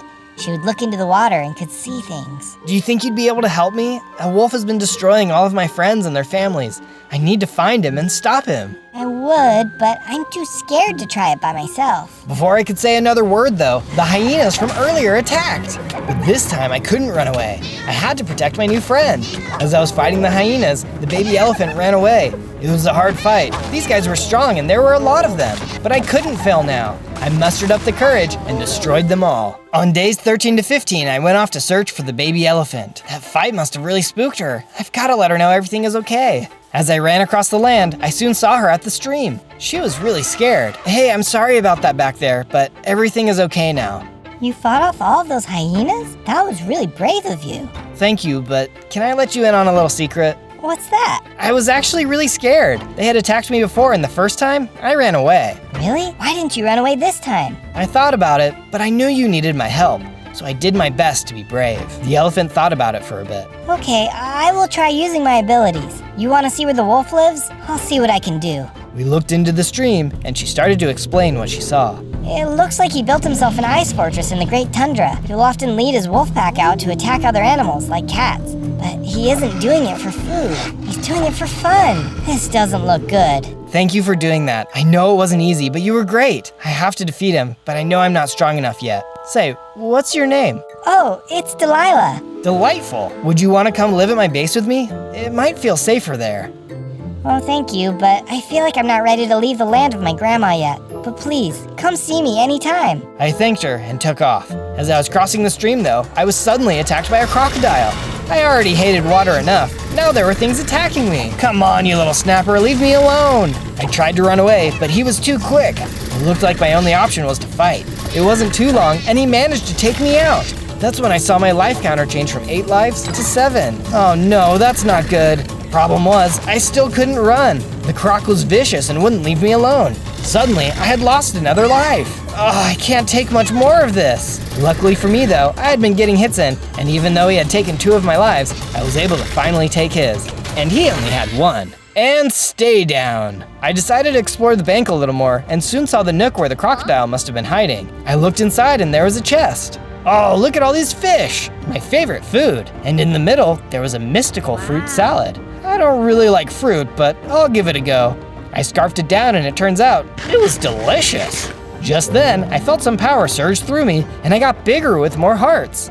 Wow, maybe there's something to this eating fruit thing. On days 16 to 19, I arrived back at the base. I met up with Lenny and he told me that he was feeling really hungry. Hey, you can have some of this fish I just got. He was pretty happy about that. Then I decided I should start planting seeds, as we would need to have a good food source. I decided to build the farm into the tower and thought that worked really well. This farm looks great. I was thinking about the fight with the crocodile and how I had lost so many lives. I was going to have to be more careful. So to do that, I decided to craft myself a bow. That way I won't have to be so close to danger all the time. But first, I'm gonna need some string. I took off in the direction of a nearby cave and soon found some spiders. The spiders weren't nearly as happy to see me as I was to see them, and in no time, I had gotten myself enough string to make my bow. Now that I had everything I needed, I was able to quickly put together a bow for myself. It was just in time too, because a black bear had walked up behind me.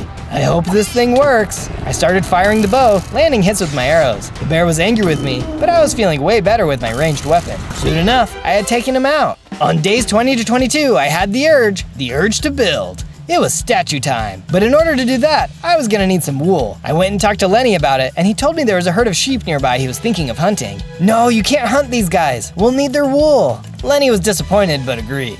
He wasn't taking to a plant-based diet as easily as I was. I headed off in the direction Lenny had mentioned and soon saw the sheep. I took out my wheat and led them back toward my base. When we arrived, I quickly put together a pen, then locked them all inside. That's when Lenny came around the corner. Okay, dinner. Lenny, wait! You promised you weren't going to eat them, remember? They're for wool, not food. Ah, shoot. Fine. Next up, I needed to get some dye to turn the sheep into the proper colors. I went to the plains biome and found some cornflowers. Using the flowers, I was able to make some blue dye and dye the sheep blue. Now it was time to get started. Using the wool, I started on the first part. I feel like this one is going to turn out even better than anything I've built so far, but you'll have to be the judge of that. Soon, the first part was complete. And don't forget to hit the subscribe button and hit the bell, otherwise you'll miss out on all my future adventures. On days 23 to 26, I felt like it was time to learn more about this wolf monster and travel to the Arctic where he lived. As I got closer, I heard some wolf howls and hurried up into a tree to hide. I'm not letting them catch me off guard this time. Just then, I saw the wolves come by, and as they got closer, I saw that I had a good shot with my bow. If only there weren't so many of them. I decided it wasn't worth the risk, especially with the wolf monster there. But now I knew for sure that he lived here. As I watched them, I saw them go toward a snowy village. They attacked some of the villagers and took out their livestock. These guys were horrible. They continued through the village, taking everything out. When there was nothing left, they left the village. Why would they do something like this? Now that they were gone, I went to investigate the village. There were some crops here, and it didn't look like the villagers were going to be needing them anytime soon, so I picked up as much as I could. As I was going through the village, I suddenly ran into a baby wolf. What are you doing here? Hey you, leave me alone or else. I'm super mean because I'm a wolf. Look, buddy, you're not fooling anyone. All the other wolves are gone. Fight me if you want, but we know how it's gonna end. Ah, shucks, you're right. If the other guys knew I was gonna get shown up by a cat, they'd bully me so bad, even worse than they already do. Why do you think I'm here? They're always leaving me behind and being so mean. I couldn't help but feel bad for this little guy. Look, it's okay. I remember what it was like being a little cat. Why do you say you come join me instead? These guys don't sound like they really care about you. You can say that again. You know what? I'm out of here. Just because we're all wolves doesn't mean I have to put up with them. He was pretty fired up, but I was glad I could help him out. We took off. back to the base. On days 27 to 31, we arrived back at the base. The baby wolf, whose name was Willie, immediately tried to eat the sheep. Hang on, those are our friends, not food. Here, let me get you something. I tossed him some fish, which he was happy to have. That's when Lenny came walking up to us. It turned out he had really been starting to enjoy the veggie life and wanted to share some with us. We headed up to the garden and Lenny tossed some new food out for us. I took a bite. Oh wow, these are really good. You weren't joking. Just then, I grew a little bigger and gained more hearts. Well, would you look at that? Eating veggies is actually good for you. You get more hearts and stay healthy. Nice. I then realized that Willie had nowhere to stay, so I got busy building him his own section of the base. It wasn't big, but it would be perfect for him. Since Lenny was so interested in farming now, I decided I would put a barn together for him too. This way he could put all his farming tools in one place and hopefully continue to not eat the sheep. Soon, the build was complete. I was starting to run low on wood, so I headed over to the nearby birch forest to stock up. I collected all the wood I needed, then decided to head back. On my way back, I was suddenly attacked by a giant cockroach. How gross! If I would have known there were bugs like this here, I wouldn't have chosen to live here. I had managed to make my way into a tree where I was able to pick them off with a bow. But suddenly, Willie came running into the fight. Willie, no, stay back! Willie ignored me and kept fighting. But it turned out, he was actually a really good fighter. Soon, we had taken them out. Whoa, nice moves. Those other wolves better watch out. You'd be able to kick their butts. Willie told me I was being too nice, and we headed back to the base. Later on, I had gone into the mines where I found some iron. I figured Willie could use some armor, so I collected as much as I could. Back at the base, I smelted down the iron, then used the iron ingots to make him his very own set of iron armor. I went and gave it to him, which he was very excited about. On days 32 to 35, I woke up to the sound of meowing. Could that be more cats? I went to take a look and it turned out there were a bunch of cats out there. Oh, hey guys, how did you find me? There's a giant cat tower in the middle of the desert. How could we miss it? Yeah, that's a pretty good point. They asked if they could live here, and I of course agreed. That did leave me with a problem though. I couldn't fit all of them in my room. So I got right to work making them their own rooms at the top of the tower. I couldn't believe more cats were around. I would have to keep an eye out for some more of them. Once I had finished building their houses, I went to work on the statue with Willie. I had to get the next part done. If my cat tower was drawing people in, I'm sure a big statue would bring them in too. Soon, we finished the second part. Back at the base, I decided to check in with the cats. They had settled in nicely. Hey, do you guys know of any other cats? I'd love to help as many as I can. Well, there is this one woman we had heard of who takes in cats and cares for them. We were actually on our way there when we found your base.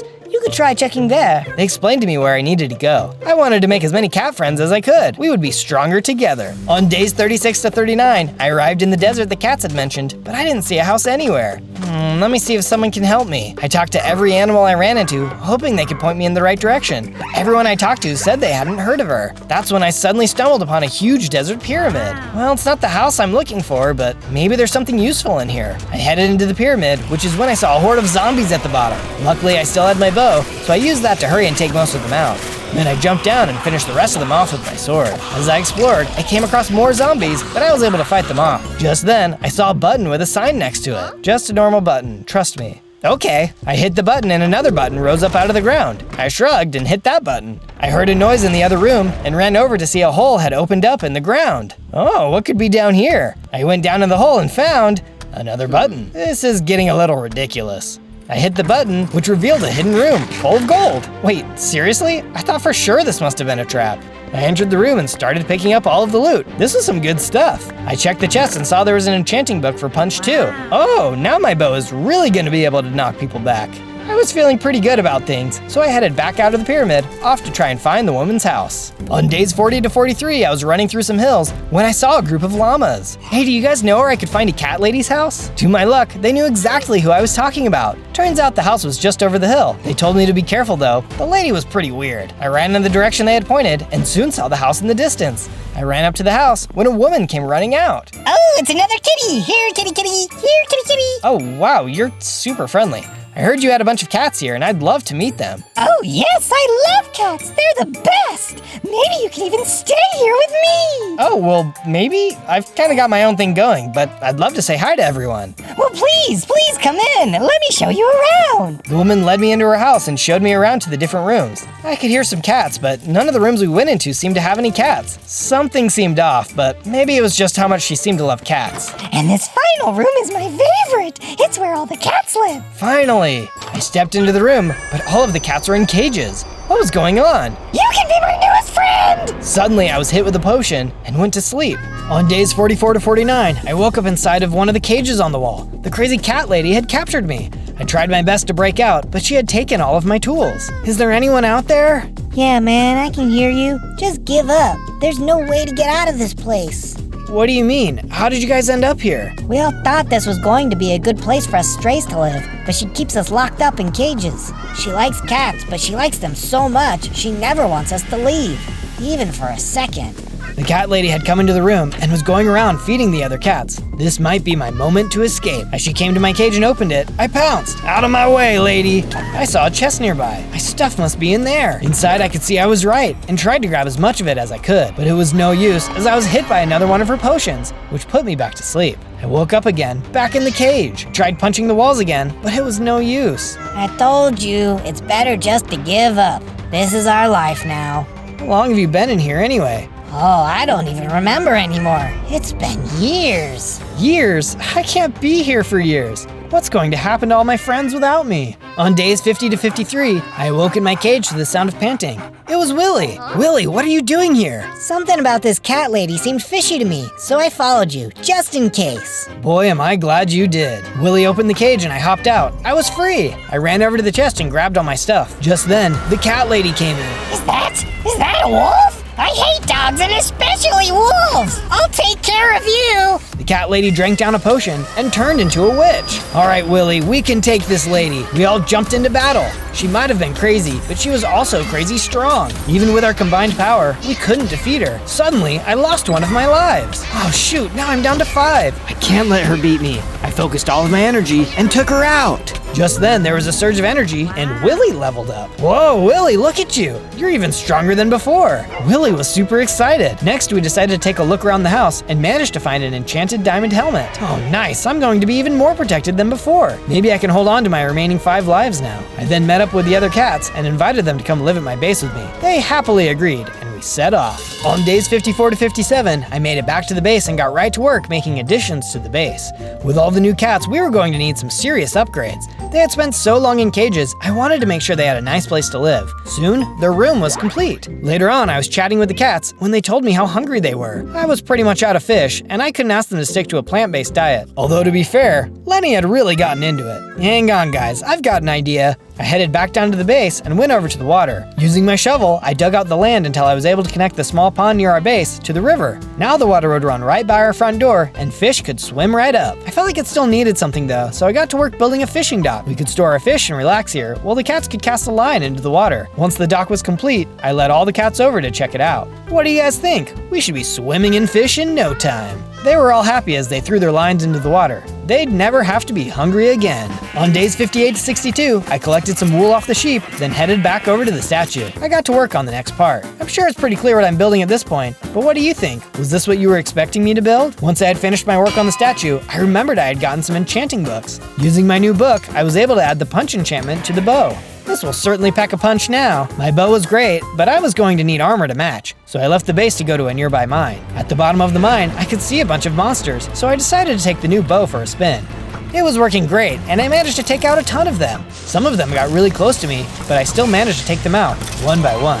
Whew, hopefully there's not any more of them down here. I kept exploring and soon came across another group of creepers. Oh no, not more of these guys. I tried to take them out, but couldn't stop them all from exploding. Ouch! But what's that? I noticed the explosion had revealed an unnatural block and could hear skeletons on the other side. I broke a block, which revealed the entrance to a dungeon. On days 63 to 66, I knocked out the rest of the blocks and was immediately rushed by some skeletons. Oh, get out of here, you psychos! These skeletons were fast. It's a good thing I came prepared. They tried their best to take one more of my lives, but I managed to fight them all off. Alright, let's see what's going on back here. I entered the dungeon and could see more skeletons. Using my bow, I quickly fired at them and took them out. That's when I noticed a button in the middle of the room. What does this do? Unfortunately, it was a trap. More skeleton archers rose up from the ground. I was surrounded. They fired their arrows as I jumped to get out of the way. Luckily, I could take some cover, but even as I jumped out to hit them, it was still too hard. Oh, wait a second, they're stuck. I can just leave. I headed into the hallway. I guess whoever laid that trap didn't think it all the way through. I went and explored the hallways. I wasn't sure where to go next. Then I came across a sign that said treasure room. Oh, that sounds great to me. I ran into the hallway, falling into a hole. It was another trap. Oh man, I should have known that would happen. I landed in a stone room where there was no way out. Suddenly, the wall across from me started moving. I was going to get crushed. There's gotta be a way out. I noticed some different looking blocks and started mining. At the last second, I burst through and fell down another hole. This time though, I landed in a pool of water. Oh, this place is crazy. I've gotta watch my step. Up ahead, I hit a button to open the door and walked through as lava fell from the ceiling. Luckily, I made it through the door quick enough before it could hurt me. The next room was full of lava with platforms I had to jump to. That would have been easy, except the place was full of skeleton archers. I tried to cross, but they knocked me into the lava. Ooh, hot, hot! I managed to crawl out before the lava burnt me to a crisp. I started shooting arrows at the skeleton, taking a couple of them out. That's when I noticed there was a chest and some diamonds up ahead. Oh, I've got to get to that. To reach it though, there was one more archer. I took careful aim and fired, taking him out. The treasure is all mine. I hopped the rest of the way up and opened the chest. Inside there was a diamond block as well as a bunch of diamonds. This is exactly what I was searching for. With everything out of the chest, I then mined out all of the diamonds in the wall. My pockets were now overflowing with goodies. Now how do I get out of here? I hopped across the room and saw a door, which I barely managed to get through after grabbing onto some vines. I swam up a waterfall and followed the hallways until I saw another room with a chest. Okay, there's gotta be a trap in here. I stepped forward slowly and set off a trap. That arrow nearly took my head off. I think there's only one way through. I took off at a sprint as the arrows flew by. Inside the chest was more diamonds, as well as some XP potions. I ran back through the traps, then loaded up on the XP. I went back through the hallways and soon saw another path through. I guess this must be the way out. I stepped forward when suddenly a bunch of lava came falling from the ceiling, trapping me inside the room. That was way too close. As I looked into the room though, I saw it was full of skeletons, including a big buff skeleton. There was no time to lose. I immediately started shooting my bow, taking out as many of them as I could. I got some hits in, but it was getting dicey. I didn't notice the buff skeleton had me in his sights, and after a good hit, he knocked out one of my lives. Oh no, now I only have 4 left. Over half of them are gone. I didn't have any other choice though. I had to keep fighting. I had managed to hit him a bunch, so he couldn't have had much health left. I hid behind a pole, then struck him with my claws, taking him out. Yeah, who's the tough guy now? And we'll just pretend that you didn't take one of my lives. That's when I noticed that I had actually picked up his head. Ooh, creepy. I wonder what else is in here. I ran around the room and saw a chest, which had an infinity enchantment in it, as well as some gold. In another chest, I also found a brand new bow. I knew just what to do next. At a nearby anvil, I added the infinity enchantment to my new bow, which gave me endless arrows. By now my pockets were filled with goodies, so I used some cobblestone to block the lava and left the dungeon. Back at the base, I stuck my mutant skeleton head above my door. Now everyone knows that this house belongs to one tough kitty. Now that I had a bunch of diamonds, I went over to the crafting table and got right to work, crafting myself an entire set of diamond armor. I was going to be super protected now. With the armor done, I also made myself a full set of diamond tools. It was just about time, as the iron tools just weren't going to cut it anymore. With all of the tools finished, I grabbed Willy and we got to work on the next part of the statue. It was time to add some details in, and I was excited to see how it was going to look. It didn't take too long, and we soon finished the next part. Back at the base, I was feeling like I was almost ready to take on the wolf monster, but asked Willy if he had any ideas of what I could do to power up. Well, there's a special set of claws I've heard about. They're strong enough to rip through wolf hide. That sounds like just what I need. Where do I find them? There's a fort pretty far away from here that they are rumored to be in, but it's got some tough mobs defending it. I can show you the way. That would be awesome. But first, let me go check with Lenny to see if he has any new veggies for me to take on the journey. I went up to the garden with Lenny, and he gathered me a fresh set of food. Thanks, buddy. You've gotten good at this. On days 71 to 74, Willy and I had reached a snowy taiga biome when suddenly we were attacked by a polar bear. I had just upgraded all of my gear, so the polar bear didn't really stand a chance against me. Together, we defeated him easily. Yeah, that was so easy. Suddenly, a bunch of polar bears came running out. Oh, this is not easy. The polar bears were really mad at us, and we were taking a lot of hits. This situation was all too familiar, and I suddenly lost another one of my lives. Oh no, only 3 left now. I had lost another life, but we had made good progress, and together, we were able to take out the last of the polar bears. It helped that Willy was now a full-grown wolf. We soon found a cave and settled in out of the cold. Thanks for coming along with me, Willy. I thought all wolves were bad, but you've shown me that's not the truth. Willy didn't say anything and started walking around in circles. It was kind of strange, but maybe he just wasn't comfortable expressing his feelings. It was getting pretty cold when Willy set out a campfire. Oh, just in time. We both settled in for the night. On days 75 to 78, Willy and I reached the snowy fortress deep in the taiga. This must be where the claws are. We entered the fort, but as we walked through, I couldn't help but notice the place seemed empty. There might have been a battle here long ago, but there was definitely no one here now.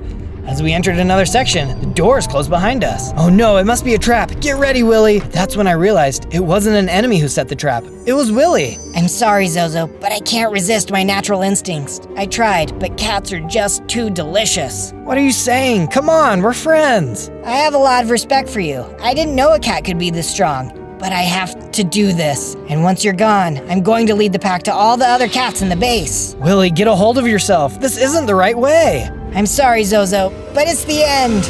And just like that, we began to fight. Willie had gotten really strong, and his blows really hurt. I couldn't believe his instincts were this powerful. Please, Willie, it doesn't have to be like this. But it was too late. He was done talking, and I could see his wolf instincts had completely taken over.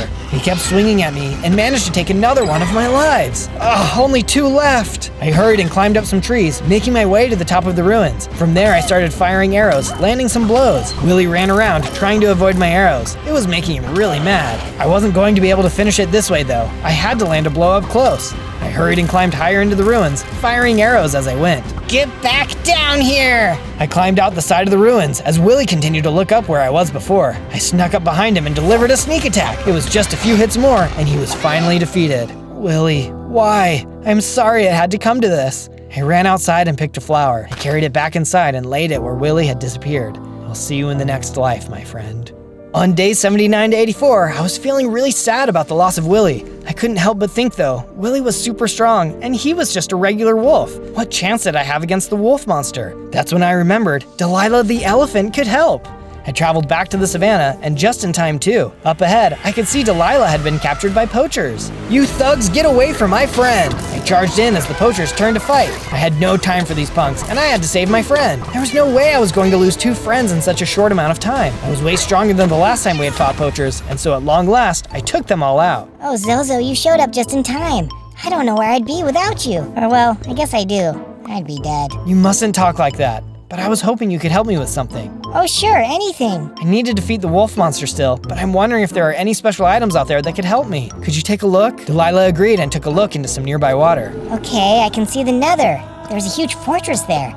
And inside, oh, there's some claws. They look like they're strong enough to rip through wolf skin. So those claws are real. Do you know how I can get there? It's showing me a path to the nether portal. It's actually not that far from your base. Wow, that's great news. I'll have to go get them. But before I do, are you sure you still don't want to live at my base? There's so many poachers out here. Oh, I've definitely changed my mind. I would love to live there. Delilah and I headed back toward my base. As we got closer, she caught sight of my statue. An elephant. I love it. It reminds me of my grandma. I miss her so much. I wish I could have met her. I'm almost finished with that statue too. Just one more part to go, but I think you'll think it's pretty cool. From there, I got right to work building Delilah her own room at the base. The poor girl kept getting attacked, so I was glad she decided to come and live at the base with us. Her room was going to be at the top, so she was definitely going to be safe. Soon, her room was complete. Here you go. I really hope you like it here. Delilah assured me she would, and she especially loved the view out of her window. On days 85 to 89, I headed straight for the nether portal. I had to get those claws. Oh no, it looks totally destroyed. Hopefully there's some more obsidian in this chest. I opened the chest and luckily, there was everything I needed. Someone must have been here before. Just then, a snapping turtle came walking right over the chest and attacked. Ah, you're so slow and creepy. He wasn't very strong and I took him out quickly. Then another animal attacked me out of nowhere. This guy wasn't strong either and I took him out too. All right, enough. Let's do this. I quickly fixed up the portal, replacing all the missing obsidian blocks. I stepped into the portal and was teleported to the nether. I stepped out into a soul sand valley and could see a few endermen roaming around. As long as I don't look at them, I should be good. But as I got closer, they turned and started to attack me. I guess they just really wanted me to stay away. Once I had taken them out, I took a look at my surroundings. That's when I noticed some ancient debris in the wall. Oh yeah, I can make some netherite gear with this. I mined out the debris and stored it away for later. It was time to explore. I took off into the nether, traveling across dangerous terrain and fighting off endermen. I found some more ancient debris too. There were also some ghast that showed up, but I was able to take care of them with my bow.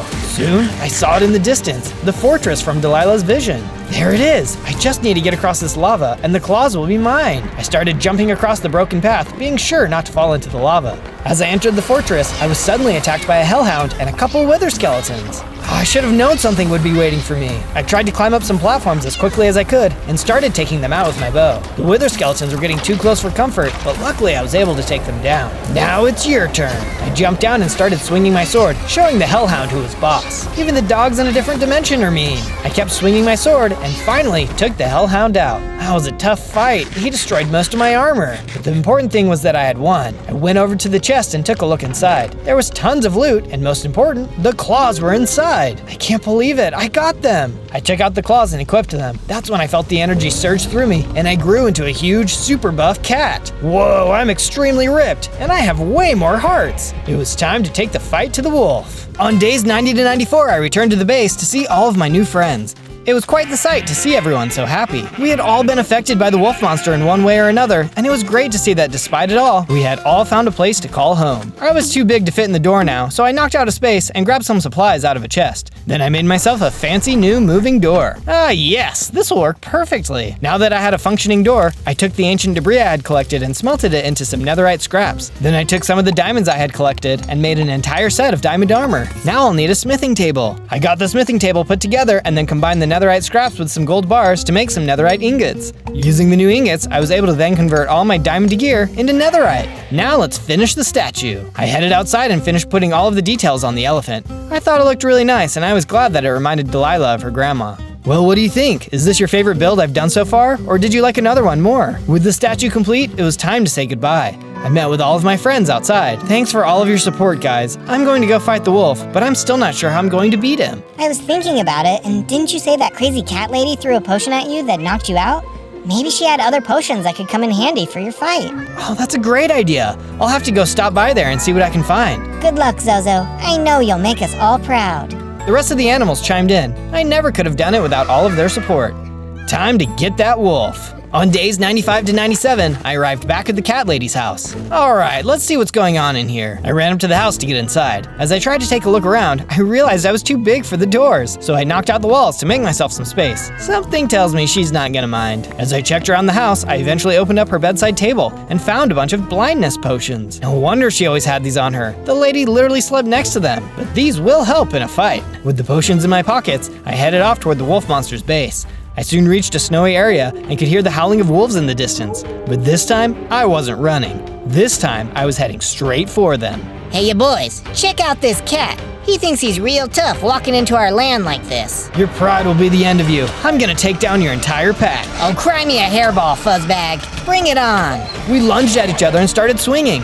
These guys thought I was weak because I was a cat, but they quickly found out I was super strong. I could tell they were scared, and soon, only one of them was left. You're no cat, you're a freak. Just wait until the boss hears about this. The last wolf ran off to tell his boss. Yeah, not even a warning is going to save him from me. The wolf wasn't very smart though. He was leading me right to their base. Soon enough, I saw a large fortress in the distance. This must be it. I walked up and started to explore.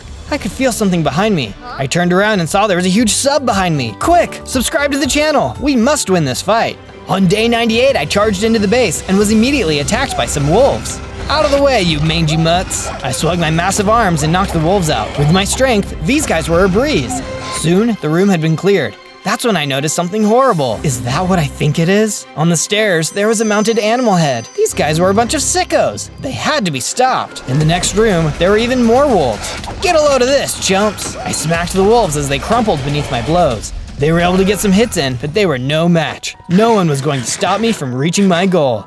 Once they were all destroyed, I noticed what was on the table. More animal heads. I won't let them add any more. As I left the room, I noticed a button on a nearby wall. I hit it and a wall opened, revealing a storage room. Oh, nice. I bet there's something good in here. I started opening up chests and found a lot of gold, including some golden apples. Then I saw something out of the ordinary. There's warnings on this chest. Must be something good in here.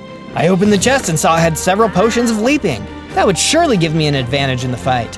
Now I just had to find the monster. On day 99, I wandered through the halls and eventually walked into the Great Hall. The wolf monster was seated on a golden throne. Oh, what is this? A cat walking right into my house? Who do you think you are? You know who I am. You destroyed my entire group of friends. Yeah, you'll have to be more specific. I do it all the time. It's literally all I do. I'm Zozo. Oh, Zozo. Yeah, I still don't know who you are. It doesn't matter. Today is the day I take my revenge. Yeah, get this cat out of my sight. Suddenly, the wolves around the table charged. He might not know who I am, but he was about to find out. I knocked out his wolves in no time. I always knew I was surrounded by a bunch of weaklings. I'll do this myself. The wolf monster charged at me. The fight had begun. This was ending today. He was still strong and was really knocking me down. I ran away to try to get some space, eating some food to heal. Get over here, you little cat. I tried fighting him as I went, getting hits in here and there. I soon made it up a set of stairs, turning in time to start firing down arrows at the wolf monster. Oh, knock it off! I kept firing arrows until he had reached me. He kept hitting me, and eventually I saw my life counter appear again. I only had 1 life left. I had to make it count. I kept running through the castle, trying to play it safe. Every now and then he would catch up, and I would swing my claws to knock him back. Some of his wolves even tried to jump into the fight, but I was able to knock them away. My health was starting to get really low though. Alright, let's see what he thinks of this. I took out one of my blinding potions and managed to hit him. Oh, I can't see. What did you do? The wolf ran off as I hurried and ducked for cover. I was safe for a moment, so I hurried and ate a golden apple. I had been getting hits in, but it didn't seem to be enough. It was time to try something new. I could hear the wolf in the hallway up ahead, so I snuck up behind him and smacked him. Surprise! Oh, you sneaky little cat. We exchanged some more blows, and I ran off, making more space. I was really starting to hurt him now. Just then, we ran into a room with a couple of his wolf cronies. Get this guy off my back. I thought wolves didn't run away from anything. As I went back out to fight, I saw the wolf had disappeared. Where did he go? I kept searching around the place until I ran into a strange sign. Place sacrificial heads. Oh, I don't love that, but maybe it could help me. I ran around the palace and gathered up a few of the animal heads. Then I placed them on the altar. Suddenly, a hidden door opened, and the wolf monster was hiding on the other side. There he is! I ran up to face him. Give it up, man, you can't beat me! The wolf shook his head. He wasn't gonna go down easily. We charged as his sidekicks attacked. It was an epic battle, but they were no match for me. I even tried using the leaping potions, which helped me to get to higher ground and use my bow. This is for everyone you've hurt! I swung my claws, hitting him again and again. He wasn't even sorry for what he had done. At long last, I swung my claws, destroying him for good. Goodbye! The wolf was finally gone. Now we could all live our lives in peace.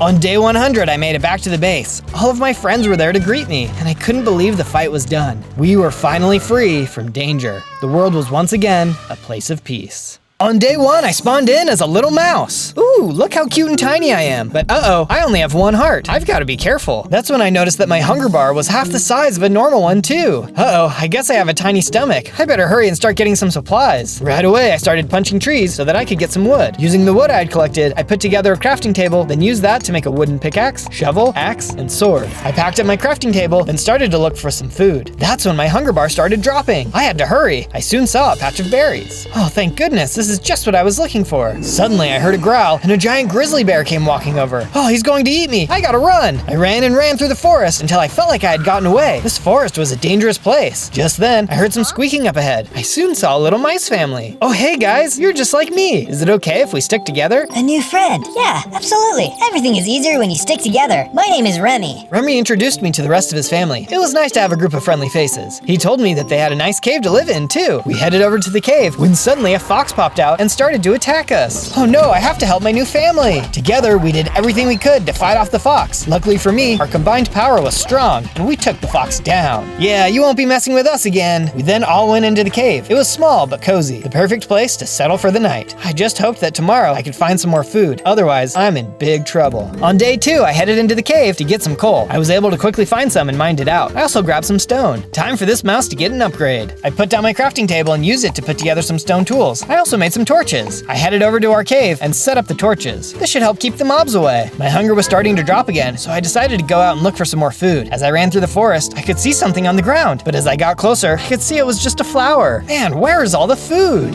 I didn't have too much time to think about it though, as the grizzly bear from before showed up again. Oh, this guy again? I can't risk it with 1 heart. I had stone tools, but there was no way I could take him on. I soon arrived back at the cave to talk to my mouse friends. Have you guys been able to find any food? Everywhere I look is either empty or has a hungry bear. You're not alone. We can't find anything either, but that's because of the humans. The humans? What do you mean? There's been a lot of humans coming through here, and they've been taking all of the food. It's been hard for us to find anything. I felt really bad for them, and they agreed to try and go look for food. I wanted to do something to make them happy, so I went outside and gathered up some of the materials. Using everything I had collected, I started to fix up the cave. We might not have any food, but at least we could have some beds to sleep in. It's the best I could do, but I just wanted to say thank you for letting me stay here. I'm really starting to feel like I'm part of your family. On day 3, I woke up to a loud noise. There was a human in our cave! He had put my mouse family into bags, and I was next. Let them go! I had tried to hit him, but he nearly took me out. I had no choice but to run. You can run, but I'm gonna find you eventually. I kept running until the human was far behind me. What was I going to do now? How could this happen to my family? That guy was huge. But one day, I'm gonna be big and strong too. Mark my words. I'm gonna save my family from the humans. On days 4 to 5, I set off to find myself a new place to live. If I was going to get big and strong, I needed a safe place to sleep at night and store my gear. I soon found myself a nice cliffside and dug into the side of it. I wanted something cozy like the last cave, but I was gonna make it a little nicer. Time to get some building supplies. I headed out into the forest and gathered wood, as well as all the other materials I was going to need. This was going to be a classy rat's nest. I then got to work building all of the rooms. I decided to build something even bigger than what I needed, including rooms for other mice. I was determined to save my mouse family, and they were going to need a room when they came to live with me. Soon, the base was completed, and I decided to get some rest. In the middle of the night, I heard some noise outside. Uh-oh, I forgot to put out torches. I gotta take care of these zombies. I got right to work fighting off the zombies, but I had to be careful because I still only had one heart. Luckily for me, I was able to survive and took them all out. I better get those torches up quick. The next day, I headed outside to take a look around the area. What is that over there? I went down into the forest and soon came upon a small, half-built structure. Inside was another mouse. Hey, you're just like me. Am I? Cause I'm looking real buff while you're just a skinny little guy. I'm not a mouse, I'm a vole. What are you doing out here? My family was kidnapped by the humans, and I'm going to rescue them, but I'm worried about getting food first. Boy, are you right about that. How am I supposed to keep to my all-protein diet with those humans taking all the food? They also got my family too. I think they're keeping them as pets. Oh, these humans are ruining everything. Let's team up and take them down. Yeah, let's do it. 2 more voles had popped up from nearby. Whoa, where did you guys come from? I thought you were the only one. Oh yeah, these are my brothers. They're around. What's up, little guy? You look like you could use a protein shake.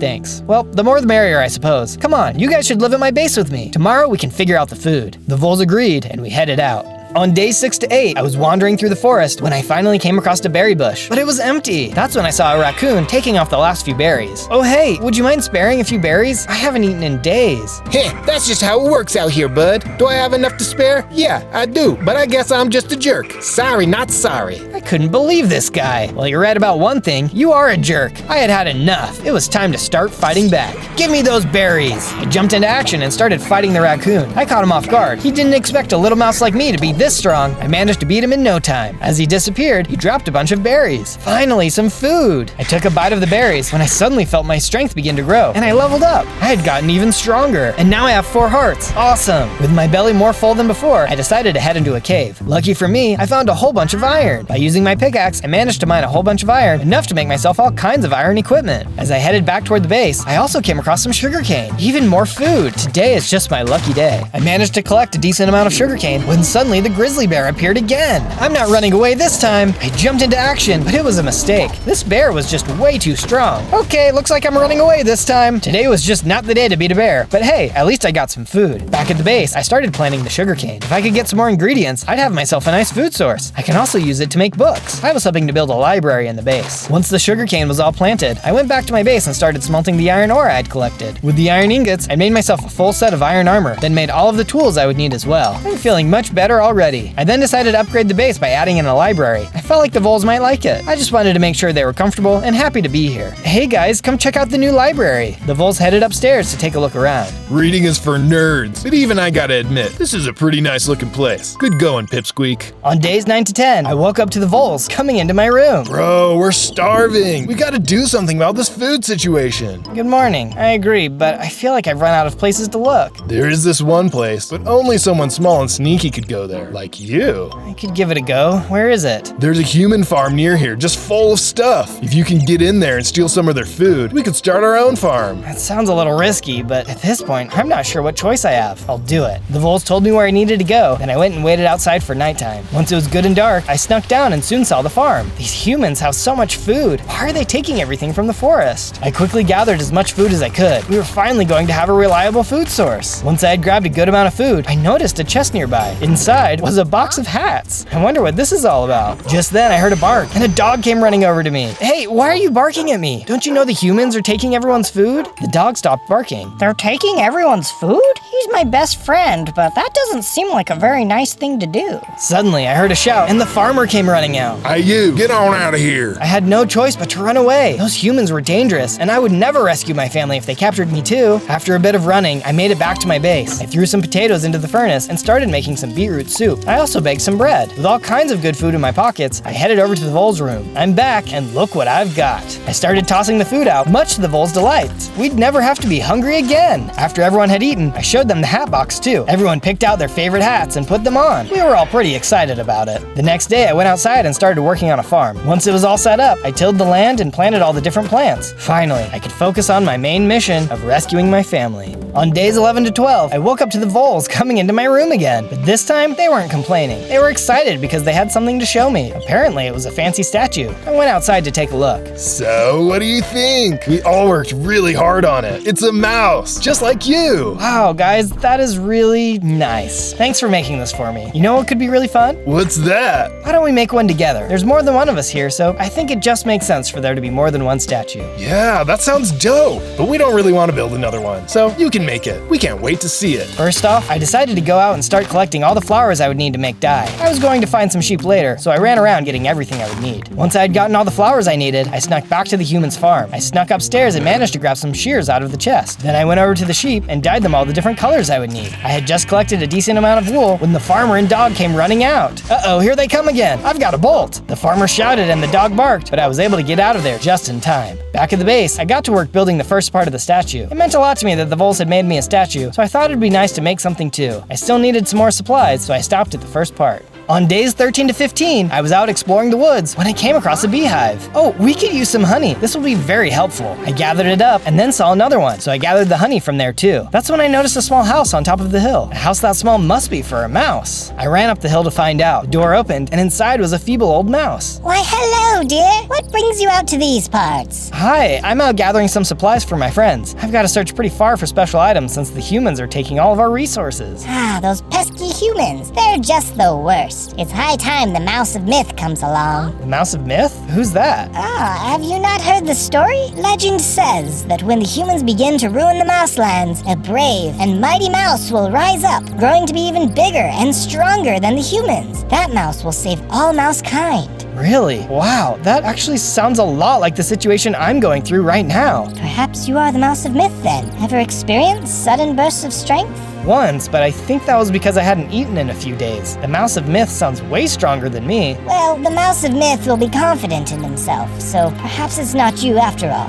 Oh yeah, maybe not. We chatted a while longer, but all I could think about was the Mouse of Myth. I hoped that could be me, but maybe she was right. I didn't feel confident in it at all. I soon left to go back to my base. On days 16 to 19, I woke up to the voles coming into my room again. Yo, Zozo, you've been proven to be pretty tough after all, so we had a favor to ask. What's going on? Some of our buddies got themselves into a bit of a situation, and we were hoping you could bail them out. I'll see what I can do. Show me the way. I followed the voles out of the base and out across the land. They had soon led me into a dense jungle where we came across some squirrels stuck in a tree. There was a Tasmanian devil down at the bottom, and he wasn't letting them down. Out of the way, mister. I charged at the Tasmanian devil, and we started to fight. Why won't you leave those poor squirrels alone? The voles cheered me on as we continued to fight. This little guy was intense, but I was quick and took him out in no time. Bro, nice one.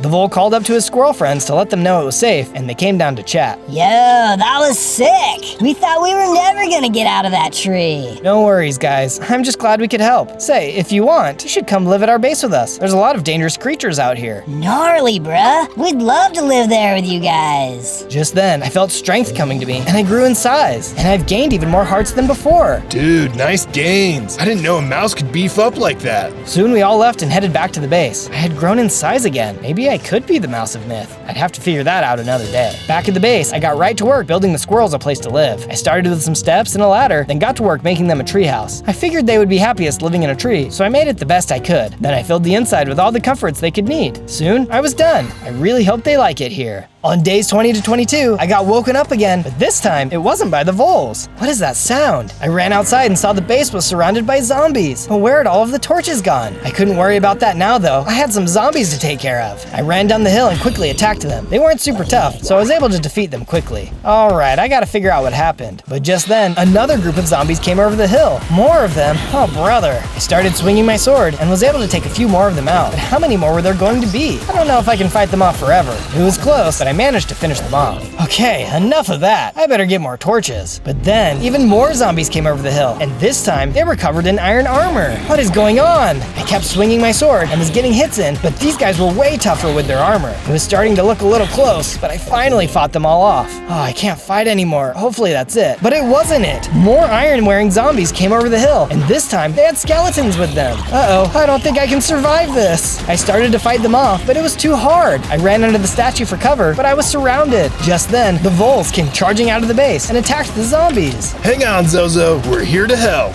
With our combined power, we were able to start fighting back and start taking out the bad guys. Even the squirrels got into the fight. At long last, the zombies were finally defeated. This time, no more zombies or skeletons came over the hill. Soon, we were back in the base. Thanks, guys. I thought I was a goner. We thought we ought to help you out for once. I'm sure glad you did. We've got to figure out what happened to our torches, though. Otherwise, we'll be in big trouble. Oh, right. We might know something about that. The voles explained that they had taken all of the torches and put them in the library. Apparently, it was too dark for them to see what they were reading. It turns out reading is actually pretty dope, but we didn't think about the zombies. My bad, homie. I told them it was okay and got to work setting up some new torches outside. We'll have to try and make even better defenses tomorrow. On days 23 to 26, I left my base to go and gather some more supplies. Our base had nearly been taken over last night, and we needed some serious upgrades. First, I dug up a bunch of clay. I was going to make bricks, so I needed to grab as much clay as I could. I then brought it back to my base, where I began smelting it into bricks. Before I started working on the wall though, I decided to build a nice walkway down to the farm. It was going to be much better than having to get wet every time we needed to get a bite to eat. With the new bridge complete, I then got to work on the new walls. There were some natural mountains around the entrance to our base, but I thought it'd be smart to plug up the gaps with some walls. After all, a wall is no good if someone can just walk right through it. Once the walls are finished, my next project was building a guard tower. If we had something nice and tall, we'd be able to keep a close eye out for any more zombies, or even worse, humans. It took a bit, but the tower was soon complete too. As I was admiring the build from the courtyard, one of the squirrels came outside to meet me. Hey man, nice building. You're really good at this. Thanks. I just want us to be as safe as possible. Yeah, absolutely. You know, I'm actually a pretty good cook. If you wouldn't mind building me a kitchen, I'd be happy to make food for everyone. Oh, that's a great idea. Before I started on the kitchen though, I first grabbed some food from the farm. There was no point in building a kitchen if there's no food to store in it. With all the food in my pockets, I headed inside and got to work on the kitchen. I made sure to set up everything he needed and filled the pantry with all of the food. I couldn't wait to see what he'd make. Later that night, I was up in the tower to see how well our defenses worked. I could see a big group of zombies outside of the gate, but they had no chance of getting in. I'd call that a success. Now I just had to hope nothing bigger would stop by. On days 27 to 31, I was keeping watch from the tower when the bear from earlier showed up. This guy again? I'm so sick of him always trying to ruin my day. I ran down and headed outside the gate. You've tried to take my food too many times. I'm not letting you in here. The bear just laughed and let out a roar. He wasn't much of the talking type, but he was still a jerk. Just then, he charged. The bear was still really strong, but this time, I wasn't going to run away or back down. I was stronger, and he was going to have the fight of his life. With my sword in hand, I swung as hard as I could, knocking him back. He let out a roar, but it was too late. I hit him with the final blow, and he was defeated. Well, aren't you just the toughest little mouse I've ever seen? I looked up at a nearby tree and saw a crane looking down at me. Oh man, you have no idea. That bear has been trying to finish me off for days. I just couldn't let him win. Well, it's not every day you see a mouse beating a bear. Have you ever considered joining a fighting league? All of the toughest animals around are in ours, and you'd be perfect. Oh, I appreciate the offer, but I can't. I'm on a quest to save my family, not become the ultimate mouse champion.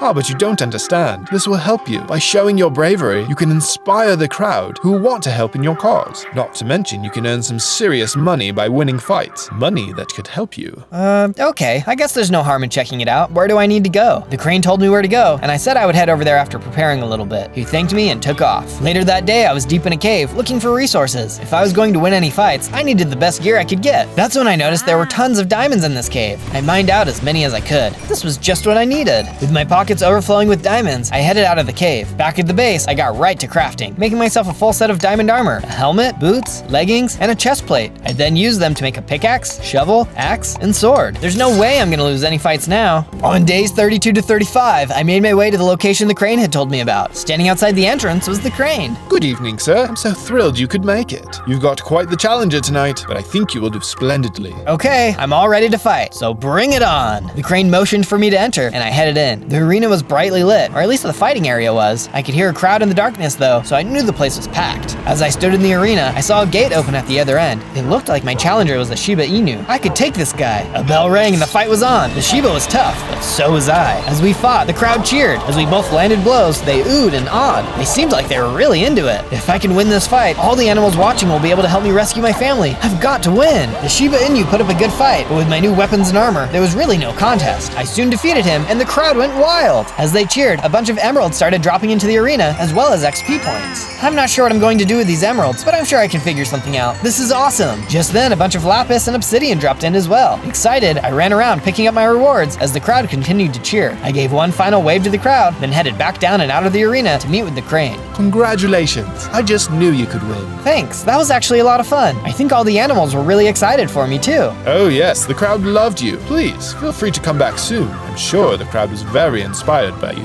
I thanked the crane for inviting me and ran back toward my base. I made a stop by the sheep farm first though and grabbed a bunch of dyed wool. I was going to need this for the statue. Back at the base, I took the wool I'd collected and got to work on the next part. I kept going until I ran out of wool again. I couldn't wait to see what it would look like when I was done. On days 36 to 39, I was exploring a nearby acacia forest when I saw something strange in the distance. Is that a mouse? She's really beating that wolf up. The mouse soon defeated the wolf, and I hurried over to talk to her. Whoa, nice moves. That was super impressive. Thanks. I thought I was the only big strong mouse out here, but I see I'm not the only one. My name is Bella. My name's Zozo. There's actually a whole group of us living just back over the mountains. You should come live at our base with us. Are you sure? I don't want to intrude. Oh no, it would be great. We could train together and everything. I feel like I could learn a lot from you. Well, alright. Show me the way. We headed off back in the direction of the base. Once we arrived, I got right to work making her room. It was going to be awesome having such a tough mouse around. Soon, her room was complete. On days 40 to 43, I met Bella in the kitchen. Hey Zozo, I'm going to go out and train. Do you want to come with? That would be awesome. You can teach me all of your moves. Right on. Just give me a second. Bella went over to the crafting table and made herself a new purple hat. It was really cool. She was then ready to go, so we headed out. Back in the acacia forest, I watched as Bella took on a whole pack of wolves. I couldn't believe she wasn't even scared. The wolves were fighting their hardest, but Bella wasn't even breaking a sweat. Soon, she had defeated all of the wolves. Zozo, why don't you hop in on this next one? Another pack of wolves charged at us, and I hopped in. I've got a tip for you. Instead of just hitting, jump into the air and hit them as you're coming down. You'll do even more damage than normal. I gave it a try and she was right. I tried it on as many wolves as I could, and together we defeated them all, no problem. Later we were taking a break when I had a question to ask her. So, how come you train so hard? What makes you want to fight so much? That's a good question. I wasn't always like this, but one day I met an old mouse woman in the middle of nowhere. She told me this story about a mouse who could grow in size and was really strong. I had been fighting mobs just before then and had grown in size a little myself. That was when I realized I had to be the one in the legend. I had to be the mouse of myth. Really? I think I met the same mouse. I heard the exact same story. I couldn't believe that I might be the mouse of myth though. Well, that makes sense though, because you're not. I knew without a doubt the legend was about me, and so I've dedicated myself to training in order to fulfill my destiny. You really thought you were the mouse of myth? That's cute. Come on, I'll race you back to the base. Bella took off, but I couldn't help feeling a little disappointed. I mean, she was really talented, so it did make sense, but I was really starting to believe I might be the mouse of myth. We'd just have to see how everything played out. On days 44 to 49, I decided to get some more work done on the statue. I had collected a decent amount of materials for my last raid, so I got quite a bit done. I was even able to do the tail, which I thought turned out pretty good. I was taking a moment to look at how things had gone so far when the voles came running out. Zozo, come quick. There's a human at the gate, and he's asking for you. A human? human. You guys keep an eye out from above. This could mean trouble. I ran over to the gates, and sure enough, there was a human on the other side. But this human was dressed like a mailman. What do you want, human? Don't you worry, little rat. I'm not here to cause you any trouble, yet. I'm here with a message from all of us humans. What could you thugs have to say to me? We wrote it all down, but watch out. We know about your little base out here. We've seen you and your friends training too. We could destroy all of you if we wanted to, but we'll let it slide on one condition. Yeah? And what's that? Stop messing with our farms and stealing from us. Otherwise, you and all your little rodents can say goodbye. Okay, I'll agree to that on one condition. You let my mouse family and all other animals go. They didn't tell me you had a sense of humor, but seriously, knock it off or we'll knock you out. The human turned and walked off. Who do these humans think they are? It's time to teach them a real lesson. On days 50 to 53, Bella and I snuck up to the sheep farm I had been visiting, but this time I saw they had built a huge wall around it. Looks like we inspired them to up their security, but I think I know how to beat that. Bella pulled out her shovel. Shovel? Shovel. Bella and I got right to work building a tunnel. I had been here enough times to know just where I needed to go to pop out under the sheep pen. We tunneled our way through and popped up right underneath them. Holy sheep, where did you two come from? Whoa, I didn't know you guys could talk.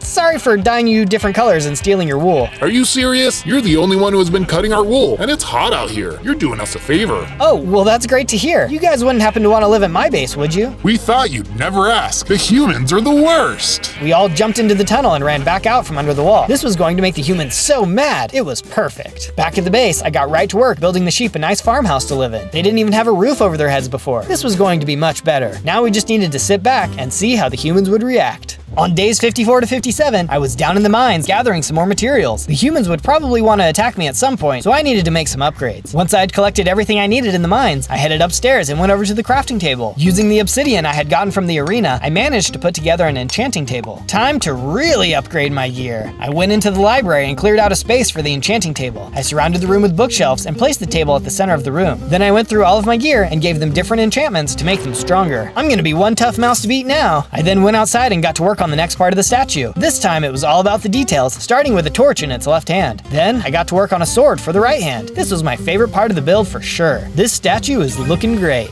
On days 58 to 62, I decided to make some more improvements to the base, starting with the bridge. I took down some of what I had done before, then began adding in some new railings and overhangs. As a final touch, I added in some hanging lanterns. Speaking of lanterns, I thought they looked quite a bit nicer than torches, so I went around the base and replaced all the torches with lanterns. I also added a doorbell. The least any invading human can do is ring the bell first. I then headed inside and cleared out a wall and added a window. Inside, I put some cushions and bookshelves to make a sitting room. The voles were really getting into their books, so I thought they'd enjoy the space. Later that evening, I was lounging in the sitting room with Bella. I've just gotta tell you, Zozo, you're a really great friend. To me, the voles, everyone you meet. And plus, this base looks amazing.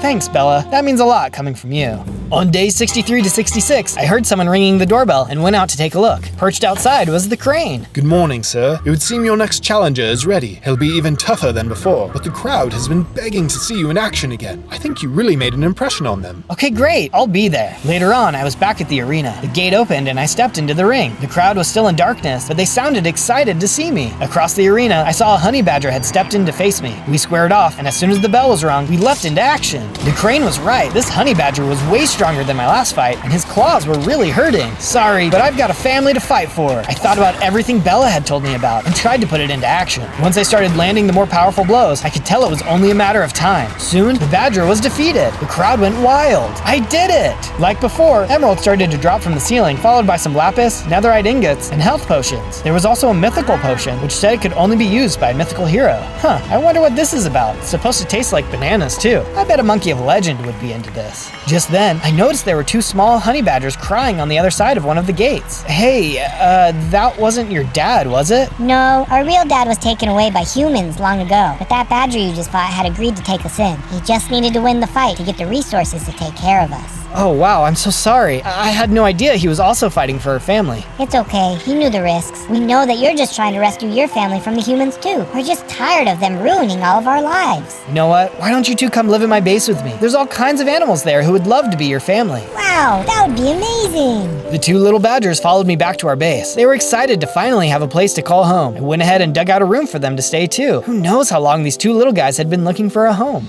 On days 67 to 70, I headed out of the base. Things were really starting to come along. Where is everyone? I walked out and saw the voles were outside harvesting some wheat, but Bella was out there giving them commands. What is she doing? I headed down to talk to her. Hey, what are you doing? Telling everyone what to do. Oh, hey, Zozo. I figured that since I was the Mouse of Myth, I should probably be the one calling the shots around here. I don't really know why you keep saying you're the Mouse of Myth. There's not really any proof. For all you know, it's me. Oh, yeah? Well, if you were the Mouse of Myth, you'd already have the Frost Slayer sword. The what? Yeah, see? You don't even know what it is. Part of the legend is that the Mouse of Myth is able to get it from the Great Northern Tundra. Well, you don't have it either. In fact, I'm going to get it right now. Oh, yeah? Not if I get it first. Bella and I took off for the Great Northern Tundra. I would show her. We soon arrived, and boy was it cold. We were both so worried about getting there first, we ran right into a pack of polar bears. Uh-oh, we both fought hard to stay alive, but it was clear we couldn't fight them off fighting on our own. We changed our strategy and saw that by working together, we were able to take them all out. Oh, Bella, what are we doing? We're going to get ourselves into some serious trouble if we don't work together. You're right. We're being really hasty. How about this? We both work together to get the sword. Once we get there, we can just see who the sword chooses. It's not really up to us who the Mouse of Myth is, anyway. Exactly. All right, let's go get that sword.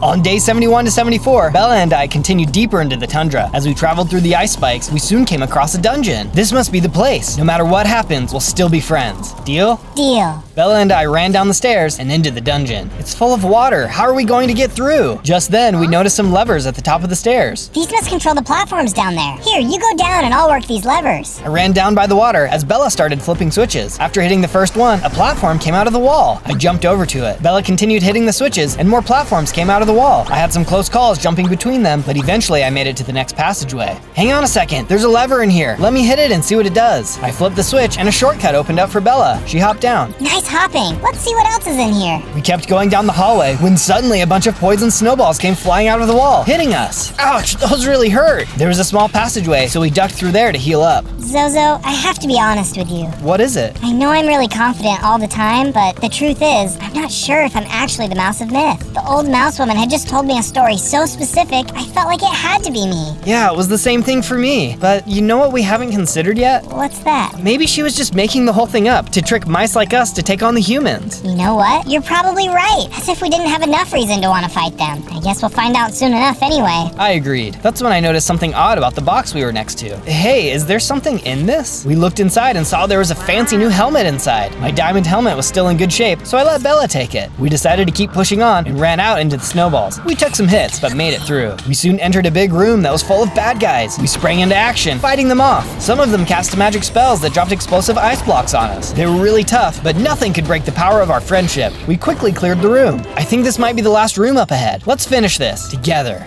On day 75 to 78, we stepped into a large room where a snow troll was standing in the center of the room. But look what he was standing in front of. The Frost Slayer, I can see it. Let's get that troll out of our way. Bella and I sprinted in, swinging our weapons as hard as we could. This guy was unbelievably strong. His blows did a lot of damage, and no matter how hard we hit him, it seemed like he wasn't even hurt. This guy is crazy. I don't know if we can beat him. Our health was dropping fast too. Maybe neither of us was the Mouse of Myth, and it was all going to end here. But just then, I had an idea. Bella, follow my lead. Hey, Dum-Dum, over here. We took off running, and he followed us over by one of the support pillars. He swung his stone column at me, but I jumped out of the way, causing him to hit the support pillar. There was a crack, and suddenly, the whole pillar fell over, smashing the troll. Zozo, that was brilliant. Go on, you can grab the sword first. I stepped up and took a hold of the sword. Suddenly, nothing happened. It was just a normal sword. There's nothing special about this sword. Here, I tossed the sword over to Bella, who picked it up. You're right. This is just like holding any other sword. That legend must not be true. Otherwise, only one of us could have held this. True, or maybe it's just about anyone. No one is born the Mouse of Myth. You become it by trying. Suddenly, there was a rumbling sound, and the roof started to cave in. Without the support column, we were all in danger. We ran as fast as we could and made it out of the room just in time.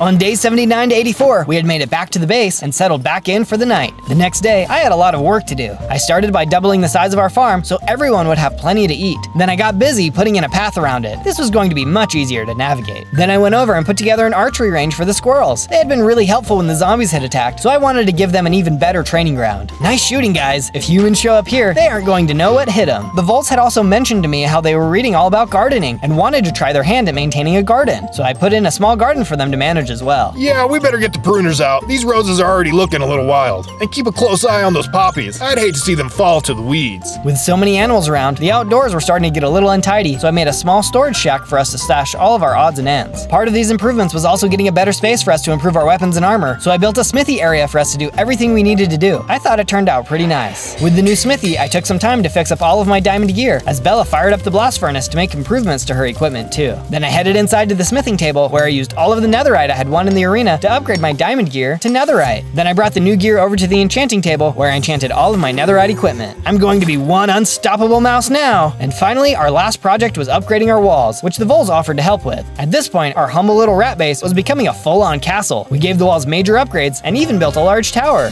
On days 85 to 89, the vole came running into my room with a warning. Zozo, the humans are outside the walls. Come quickly. I hurried and ran to the walls and could see a small army of humans were preparing to charge, but the squirrels were in position and ready to fire. Hold steady, guys. Here they come. The humans began to charge as the squirrels unleashed their arrows. Their training had paid off, and they were deadly shots. Several humans fell as they ran toward the base. It's working. The humans had lost many of their soldiers and started to run away. Yeah, nice job, everyone. They aren't tough at all. What I didn't realize was that this was just a decoy. A powerful warrior had scaled the mountain behind us and jumped into our base. What was that? I turned and saw a warrior standing in the courtyard. He said nothing as he stared up at me. Charge! I leapt into action, swinging my sword. But if there was anything I had learned, it was that friends are stronger together. Bella came running out of the base, followed by the voles. The squirrels started shooting arrows down as well. Even with our combined power, though, it was quite the fight. Keep going, everyone. We can defeat this guy. The warrior was strong and his armor was hard to crack. Eventually, we managed to knock him over the cliff as he landed in the water. We kept on him, and I swung my new Frost Slayer sword with all my might. At long last, he was finally defeated. We did it. The humans will never take our land, and they certainly won't take our freedom. Suddenly, I felt strength coming into me, and I leveled up, gaining 8 more hearts. We will never be conquered. On days 90 to 94, I ran into Bella in the lobby, but she looked really sad. Bella, what's wrong? I thought you'd be excited after our successful fight. I am excited about our win, but I'm just really down about this Mouse of Myth stuff. I mean, I dedicated my entire life believing I was fulfilling my destiny, but it's looking more like it was all a lie. You know what? I think we should go talk to that old mouse woman. Even if it's all a lie, you can at least be at peace, knowing the truth. Bella agreed and we headed out. We soon arrived back at the old woman's house. I told Bella to stay back while I knocked on the door. As the old woman came out, she was excited to see me. Oh, look who it is. Could it be our very own Mouse of Myth? Cut it, lady. We came here to find out the truth. We?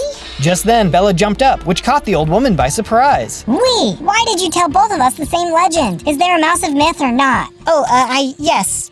No. Okay.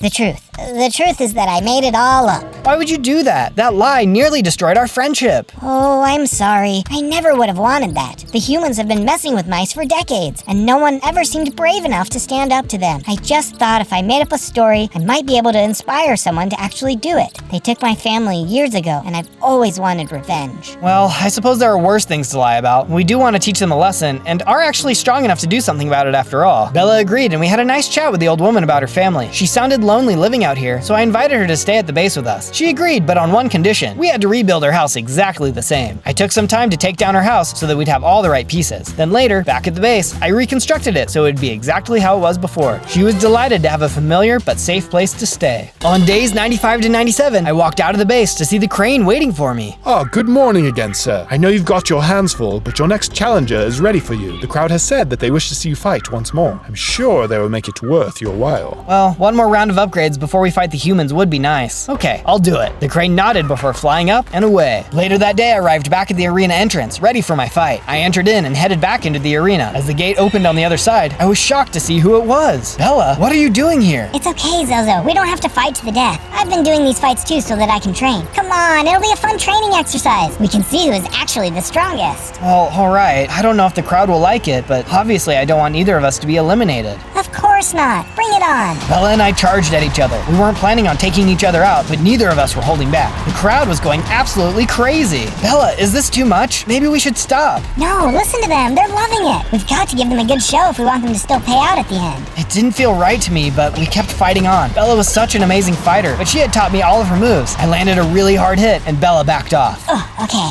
I think we need to stop there. Nice hit, Zozo. Yeah, of course. You really had me on the ropes. Once the crowd realized what was happening, they started to boo. I could hear the crane's voice coming from the stands. Zozo, what are you waiting for? Finish her off. What? No, she's my friend. Fine, but people came here expecting a finale, and I'm going to give it to them. Just then, the crane dropped in from the darkness, finishing off Bella. What have you done? The animals watching her are going to support me against you.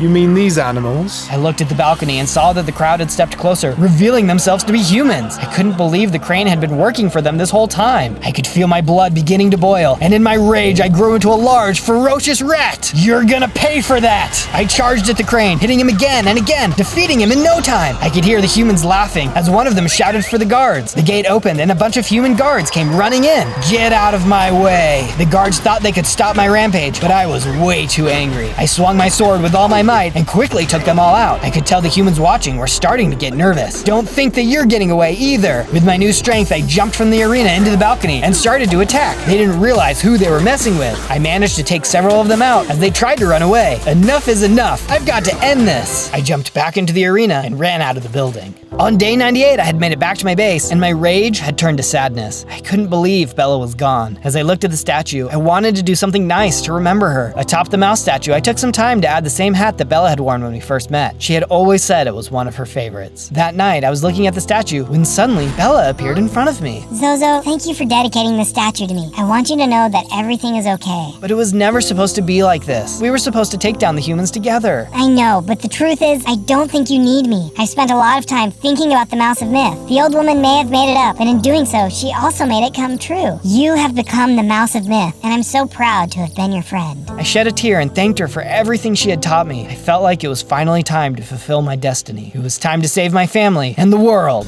On day 99, I met with all of my friends in our base. Okay guys, it's time. If any of you want to stay behind, you can. No one will hold it against you. No one said a word. They were ready to fight. Very well, get geared up. We attack at nightfall. Before leaving, I ran over to the chest and grabbed the mythical potion, as well as the health potions I had gotten earlier. The team regrouped in the lobby, and we headed out for the humans' base. On my way out, I paused to look at the mouse statue. I could feel Bella was with us. We soon reached the gates to the humans' town, but how are we going to get in? Don't worry, guys. I know just what to do. The Vole slipped through a small hole in the side of the guard tower, popping out inside of the base. He ran over to the lever and flipped it, letting us all in. Nice going! Let's get him! We stormed into the base, running into a couple of humans. All together, we took them out with ease. Off in the distance, I could see the farmer. This time, he was geared up to fight. There they are, Bosco. Take them out. Bosco? Bosco attacked his owner, taking him out. Then he ran over to us. You've had me thinking more than I have in my whole life. These humans have been so mean to other animals, and I can't be part of it. I'm here to help. With Bosco now on our team, we charged into the streets. There were several humans geared up to fight, but they weren't ready for us. We all unleashed our attacks, knocking them out of our way. Keep going, guys, we're doing great! We kept fighting through the streets and soon came upon a mansion in the middle of town. This had to be where my family was being kept. We charged the doors and quickly took out the guards. But how are we going to get in? Hang on, folks. I'll get us in there somehow. The Vole started sniffing around and soon found another hole on the side of the building. He crawled through, dropping into a library maze. Good thing I got into reading. I just have to follow the titles back to A, and then I'll be back at the front.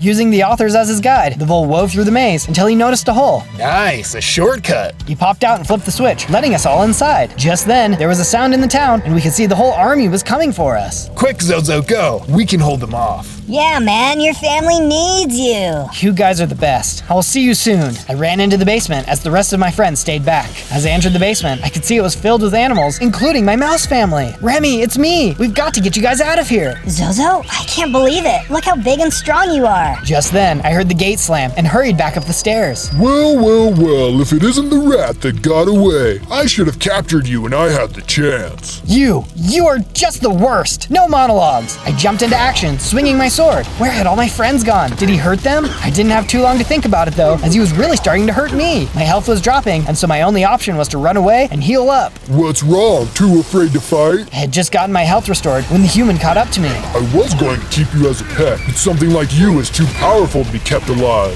We kept fighting, but I was starting to lose hope. He was too strong. I hurried and ran up the stairs to the roof to heal some more, hiding around the corner. Come out, little mousy. I just want to talk. This human had been the cause of so many problems. He had destroyed and captured so many of my friends. He was going to pay. I took out the mythical potion. If I'm truly the Mouse of Myth, this will help me. I drank the potion down and felt a powerful surge of energy. I gained more hearts and felt even stronger than before. It had worked. It was time to end this. What the? How can a little rat become so powerful? What is this? This is what happens when you mess with a guy's friends, his family, his world. The human had backed up against the edge. No, okay, surely we can work something out. Nope, it's over. I lunged forward and knocked him off the roof, sending him falling to the ground below. He's gone, but where are my friends? On day 100, I heard a shout as all of my friends came running over the bridge. It turned out they had pushed the soldiers all the way back into the town and defeated them. I made my way back into the dungeon and finally released my family, along with all the other animals. We laughed and we cried. It had been too long. Back at the base, everyone celebrated. Even all the way from Mousy Heaven, I felt like I could hear Bella jumping for joy. Our fight was finally over.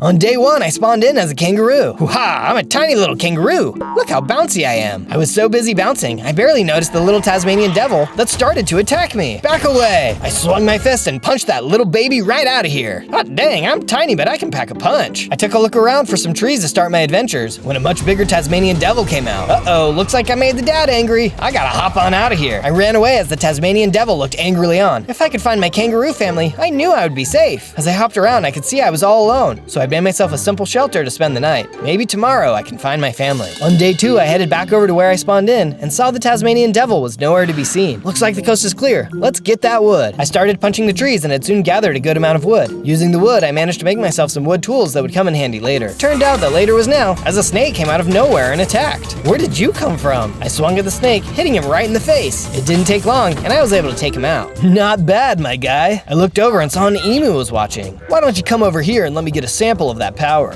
You wanna fight me? Just box. Let's go. I didn't see the harm in a little training, so I started swinging. The emu was a good fighter and had clearly been well trained. After a bit of sparring, we stopped. Yeah, you've got some real talent, but you've got lots to learn. Let me introduce you to my trainer. He'll have you becoming a real fighter in no time. I agreed and followed him. As we walked, he introduced himself as Ernie. We soon arrived at an old rundown gym. As we entered inside, I soon saw who his trainer was. It was an old turtle. Master Balboa. I ran into this kangaroo, and I think he's got some real promise. The old turtle looked me up and down. I don't see much here. I won't train him. Oh, come on. Maybe he can help with the silence? Okay, he can stay here. Be ready for training at sunrise. I don't know why this Master Balboa was so hard on me, but I agreed to be trained and went to bed in the gym. On day 3, I was woken up by Master Balboa. Already sleeping in, I see. Beggars can't be choosers. Up. You will start by cleaning this place. I took a look around the gym and saw that there was a lot of work to be done. There was a lot of stuff that needed to be cleared out, and there was a lot of room for improvement. I wonder how long it had been since someone had cleaned this place up. Once I had done a fair bit of cleaning, I decided that I didn't want to be sleeping on the floor anymore, so I made myself a small room for me to sleep in. It wasn't anything fancy, just a place to rest. After I had finished, Master Balboa came up to me. Too good to sleep on the floor, are you? Every student sleeps on the floor and earns his dues. I don't know why you think you are different. I'm not trying to offend anyone. I just thought it might be a little more comfortable. One can never do the uncomfortable from a place of comfort. You do well to remember that strength is forged in the trials of fire. Man, this guy was always speaking in weird sayings. Just then, a mountain tortoise appeared. Uh-oh, this guy looks like he wants to hurt me. Let's get out of here. No, Zozo, this is your fire. Fight him and forge the strength you need to win. Okay, I'll give it a shot. The tortoise was tough. He was really hitting hard and I wasn't feeling confident I could win. That's when I could hear Master Balboa shouting at me. A tortoise's strength doesn't come from the hardness of his shell, but from the will of his heart. What? Don't hit the shell, hit his soft spots. Oh, right. I focused on the tortoise's neck and started landing some good hits. In no time, he was taken out. After he had disappeared, I felt some adrenaline coursing through me and I leveled up into an even stronger kangaroo. I have even more hearts now too. Ernie was really impressed and shouted his encouragement to me. I thought I even saw Master Balboa crack a smile. Just maybe. On days 4 to 5, I found myself facing off with Ernie. My skills had improved, but my emu friend really knew how to fight. As we fought, I asked him some questions. So have you seen any other kangaroos around? I can't be the only one. Ernie didn't say anything, but I could tell he had something to say. Master Balboa spoke up instead. There are many animals who have trained here. One of these animals was a legendary kangaroo. He was one of the greatest fighters to pass through this gym. Even he, among many others, was unable to defeat the buff bear. All have failed. I hate that buff bear. I've seen too many of my friends fall to him. Nothing will stop me from destroying him. Patience, Ernie. Rage is a cancer that can blind even the clearest of vision. Ernie calmed down, but I could still sense his frustration beneath the surface. I felt his anger though. That buff bear was going to pay. On days 6 to 8, I woke up with an idea. If we're really going to take down this buff bear, we're gonna need better training facilities. I think I can help with that. After I had gathered some stone, I was suddenly attacked by the Tasmanian devil for my first day. Joke was on him though. I was even stronger now. Let's see how you like this. I swung my fist and really let him have it. I don't think he was expecting me to be so strong, and I was able to knock him out in no time. Someone bit off more than they could chew. I grabbed a little more sand, then headed back to the base. Now that I had a bunch of materials, I used them to start improvements to the gym. I felt like I had a strong purpose and a clear mind. Master Balboa would be proud of that. After a lot of sweat and hard work, all the improvements were complete, at least for now. On days 9 to 10, Ernie and I were out for a jog. The problem was, Ernie was so much faster than me, he had to keep waiting for me to catch up. He didn't seem to mind though. What a slowpoke. I looked over and saw a monkey was watching us. Hey, that's not a very nice thing to say. You're right. I'm not very nice. I'm nicer than that dump you call a gym, though. I'm sorry, who are you? Why do you care? You're not gonna be around much longer anyway. What do you mean? My Master Buff Bear is gonna wipe you and all your little friends out soon enough. You're all just a bunch of weaklings. Buff Bear? You think Buff Bear can beat us? Ernie jumped at the monkey and they started to fight. Yeah, get him, Ernie! The monkey and Ernie were pretty evenly matched, but I believed in Ernie. Just then, someone else came running into the fight. It was the Buff Bear! Ernie, watch out! Ernie was outnumbered. I had to help. Heh. More Balboa students for me to destroy. You guys are pathetic. We were holding on. Buff Bear was strong. I was starting to get worried about Ernie. Stop this at once! Master Balboa had arrived. He seemed to catch us all off guard as everyone stopped fighting. Balboa, crawled out of your shell to train some more weaklings, I see. Bear, your strength is your weakness.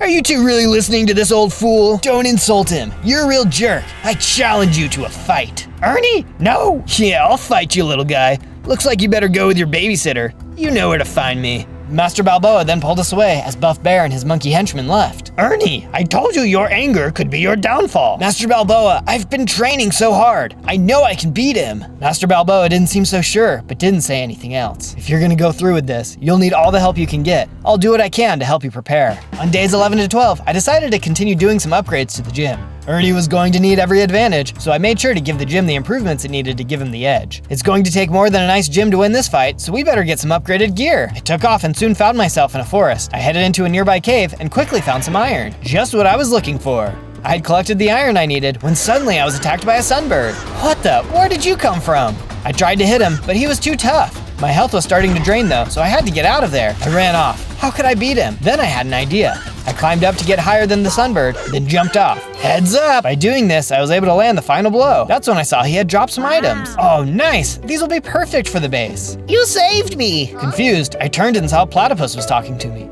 That sunbird wouldn't leave me alone. Well, he'll leave you alone now, but it is pretty dangerous out here. Do you have a safe place to stay? No, not really. I'm all alone out here. Well, why don't you come live at my training gym with me? Oh, I've always wanted to be stronger. That sounds great. We headed off for the gym. We soon arrived, and I had a chat with Master Balboa. Zozo, I'm not running a charity here. You can't just invite anyone you meet to live here. But he was all alone. I can build him his own place. He won't be a bother. I'm sure of it. Well, these are dangerous times. Very well. I quickly got to work putting together a room for the platypus, whose name was Perry. I wasn't sure how much training Master Balboa was going to let him do, but in any case, he would have a place to stay. I also took some time to build myself a crafting area. Once my crafting area was set up, I smelted all the iron I had gathered. With all the iron smelted, I then took all of the iron ingots and used them to make myself a fancy new set of iron tools. I also used them to make myself some iron armor. The iron armor is still a little big for me though, so I'll save it for later. On days 13 to 15, I woke up to a strange noise. We were being attacked by a gang of monkeys. Buff Bear's cronies. We've got to stop them. I jumped into the battle, hitting as many monkeys as I could. I couldn't believe Buff Bear would send a hit squad like this. I was taking some of them out, but they just kept coming. Suddenly, Buff Bear entered, and the fight was really on. Ernie and Master Balboa tried to fight him off, but it looked like they were in real trouble. Then, out of nowhere, I was trapped in a cage. All I could do was watch as Buff Bear attacked my friends. Master Balboa took a hard hit. Ernie was now in danger. This looked like the end for him. No! Oh, wait, it was just a dream. Thank goodness. I was still feeling nervous about it though, so I went to talk to Ernie. I told him about my dream and that I didn't think it'd be a good idea for him to go through with the fight. Ernie just laughed it off, saying I was being paranoid. He was sure he could win the fight. I hope so, but keep an eye out for any funny business. On days 16 to 19, I woke up and saw that Master Balboa and Ernie were already hard at work training. Whoops, Master Balboa isn't going to like that I slept in again. I was still feeling a little nervous about Ernie's fight though, so I went to talk to him about it. He told me that I needed to stop worrying. That's when Master Balboa started to talk to me. Zozo, enough jibber jabber. grabber. You already slept too late. It's time to train. Yeah, sorry. I had a pretty bad dream. What's on the schedule for today? Master Balboa led us over to a corner of the gym. There's a spider infestation down there that I don't want to deal with. The two of you can get down there and clean it up. There's more equipment on the way, and we need space for it. Oh man. All right, we're on it. Ernie and I broke all the boards, as well as the spider webs. Master Balboa was right.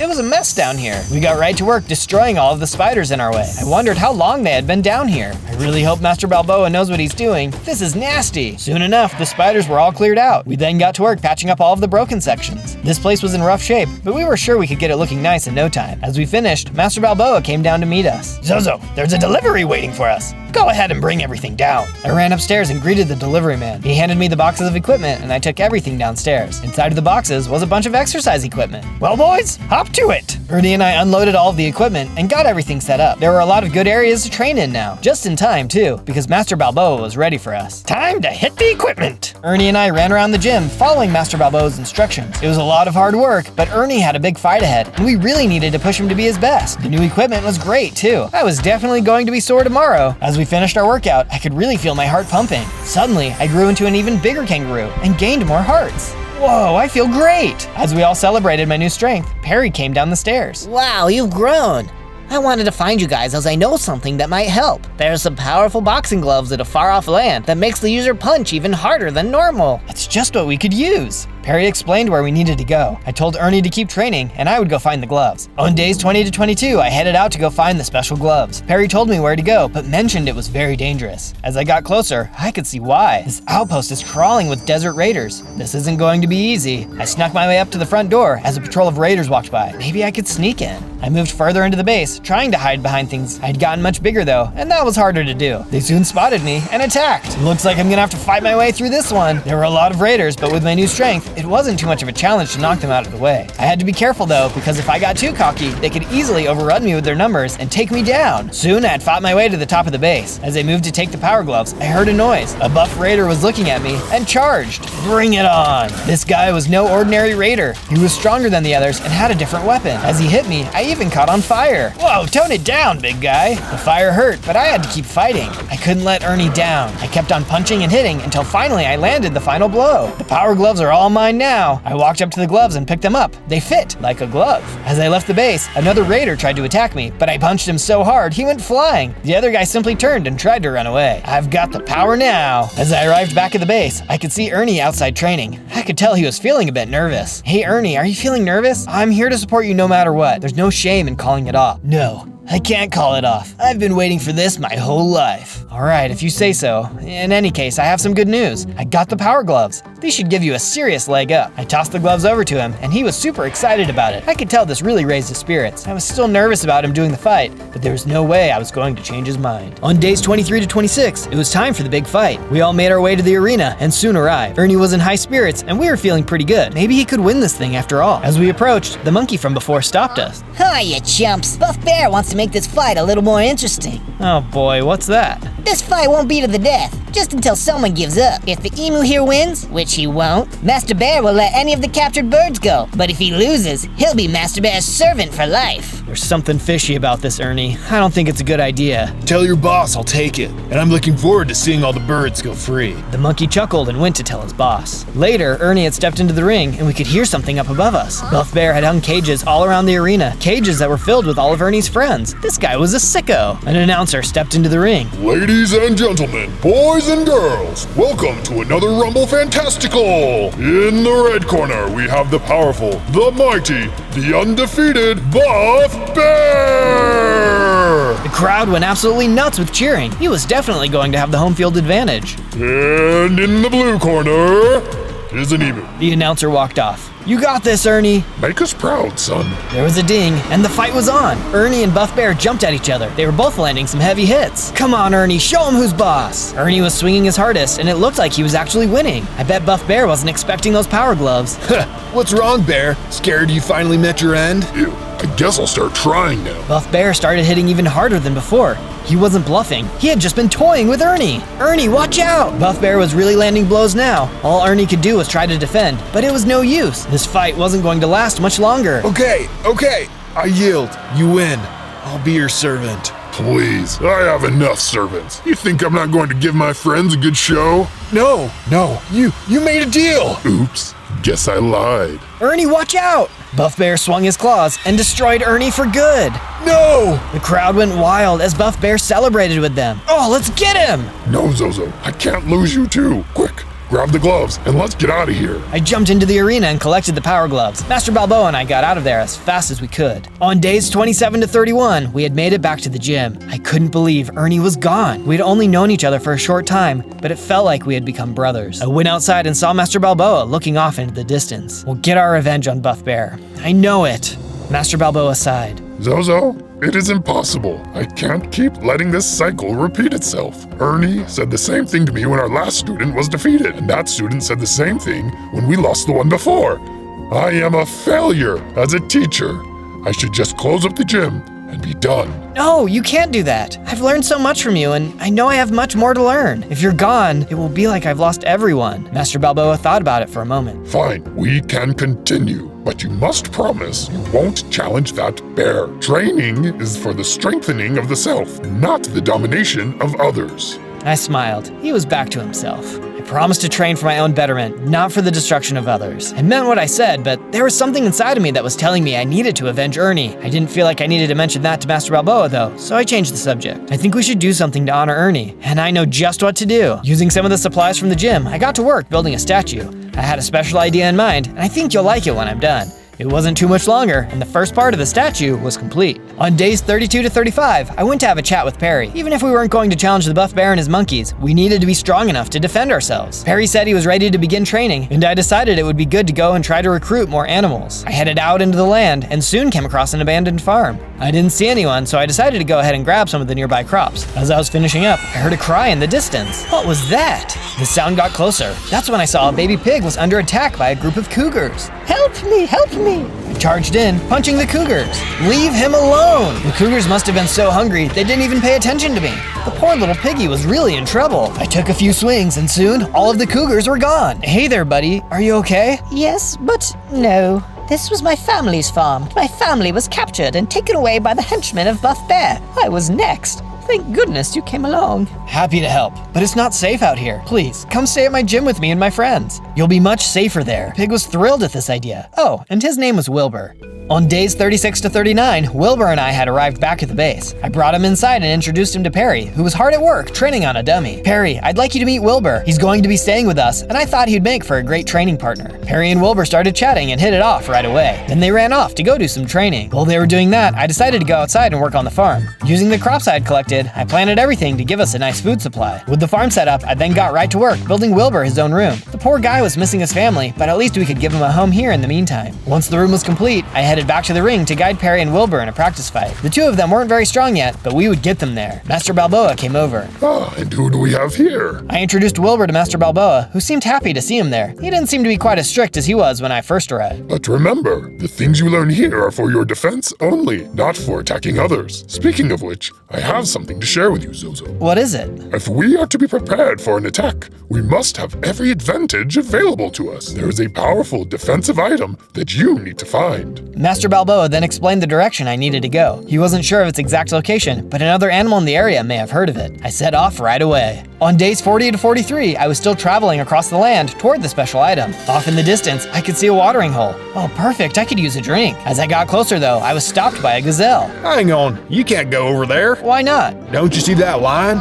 He attacks anyone who tries to drink. He's a real jerk. A real jerk, huh? I've got a thing for getting rid of jerks. Well, if you can get rid of him, I'll give you something good. Sounds like a deal. Hang on a second. I hopped over to the lion. Without a word, he attacked. Wow, they weren't joking. You are a jerk. This guy was tough, but he had no training. His fighting style was messy, and he just tried to swing mindlessly at me. I bobbed and weaved, landing blows. He still got some hits in, but in the end, I managed to take him out. You did it. Wow, that was really impressive. Here, take this. The gazelle tossed out a specialized pickaxe. As I looked closer, I could see it was enchanted with efficiency and fortune. Whoa, this is a massive help. Thank you. I ran off and soon found a cave. I had to put this thing to use right away. As I explored the cave, I soon found what I was looking for. Diamonds. The perfect thing at a time like this. I'm going to be able to upgrade all of my gear. My pockets were soon full of diamonds, and I headed out to keep looking for the special item. On days 54 to 49, I was finishing up my diamond mining. Suddenly, I heard a noise behind me. What the heck is that? that? A giant two-legged monster was looking at me. It attacked. I had never seen a monster like this before, but it was really powerful. I was starting to get worried because my health was really dropping. It doesn't look like I'm gonna make it. Just then, a colorful warrior came stepping in and finished it off. Whoa, you're super strong. Where did you come from? Technically, I came from 1,000 years ago. Whoa, are you some kind of time traveler? No, not exactly.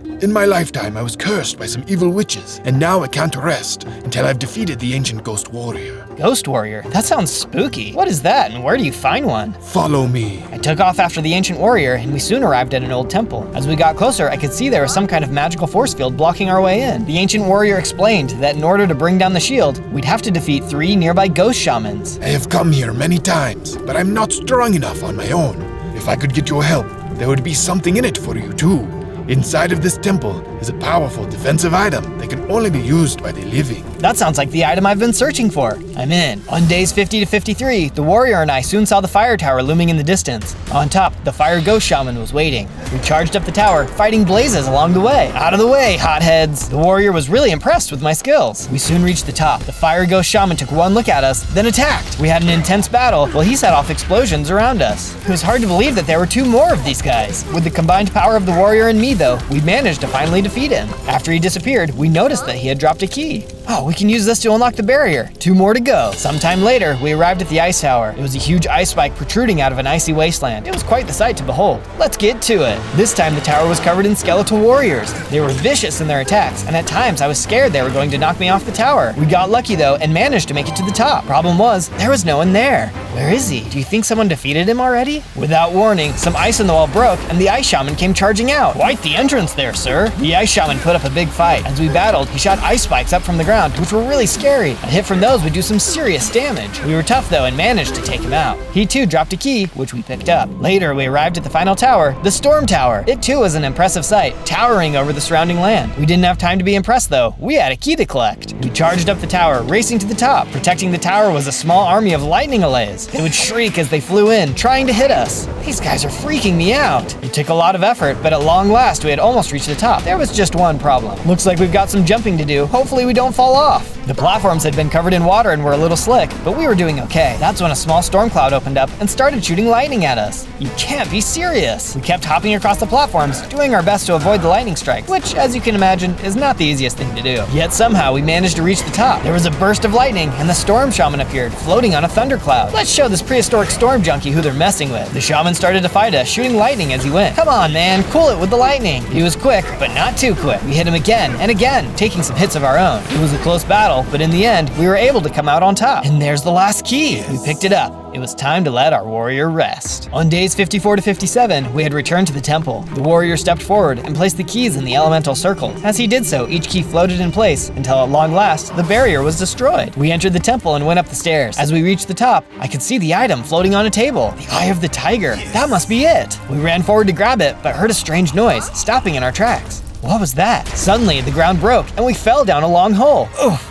Where are we? Who dares enter my tomb? Sitting in front of us on a throne was the ancient ghost warrior. He was dressed in a tiger skin. There was no way I was going to get that item without defeating this guy. All right, Catman, let's dance. Ghost warrior charged. The battle was fierce and everyone was getting in some hard hits. The thing is though, we were winning. For an endless being, you aren't very tough. We landed a pretty heavy blow, which sent the ghost warrior running back to his throne. Feel the wrath of the elemental beings. Suddenly, a small force field appeared, and the 3 elemental shamans came running through the portals. These guys again? We can do this! It was hard enough fighting these guys one-on-one, but all 3 at once was a real challenge. Before, we had always outnumbered them, so this was a tough fight. Luckily, these reanimated warriors weren't as tough as the ones in the towers, as they didn't seem to be able to use their special attacks. Hang on, buddy, we can beat them! Slowly but surely, we were able to start taking them out. As one would fall, the force field would weaken, until finally, they were all gone. I will end this! The ghost warrior attacked us again, but it was clear we were too powerful. He tried his best, but soon, he was destroyed. Thank you for your help, Zozo. Please, go and claim the Eye of the Tiger. I will stay here and assume my final rest. You're a mighty warrior. Enjoy your afterlife. I ran up the stairs and grabbed the Eye of the Tiger off the pedestal. I don't know what exactly this does, but I guess I'll find out. As I went to exit the temple, I saw the warrior standing at the bottom of the temple steps. What are you doing here? I thought you were on your way to the afterlife. Well, I did too, but nothing happened.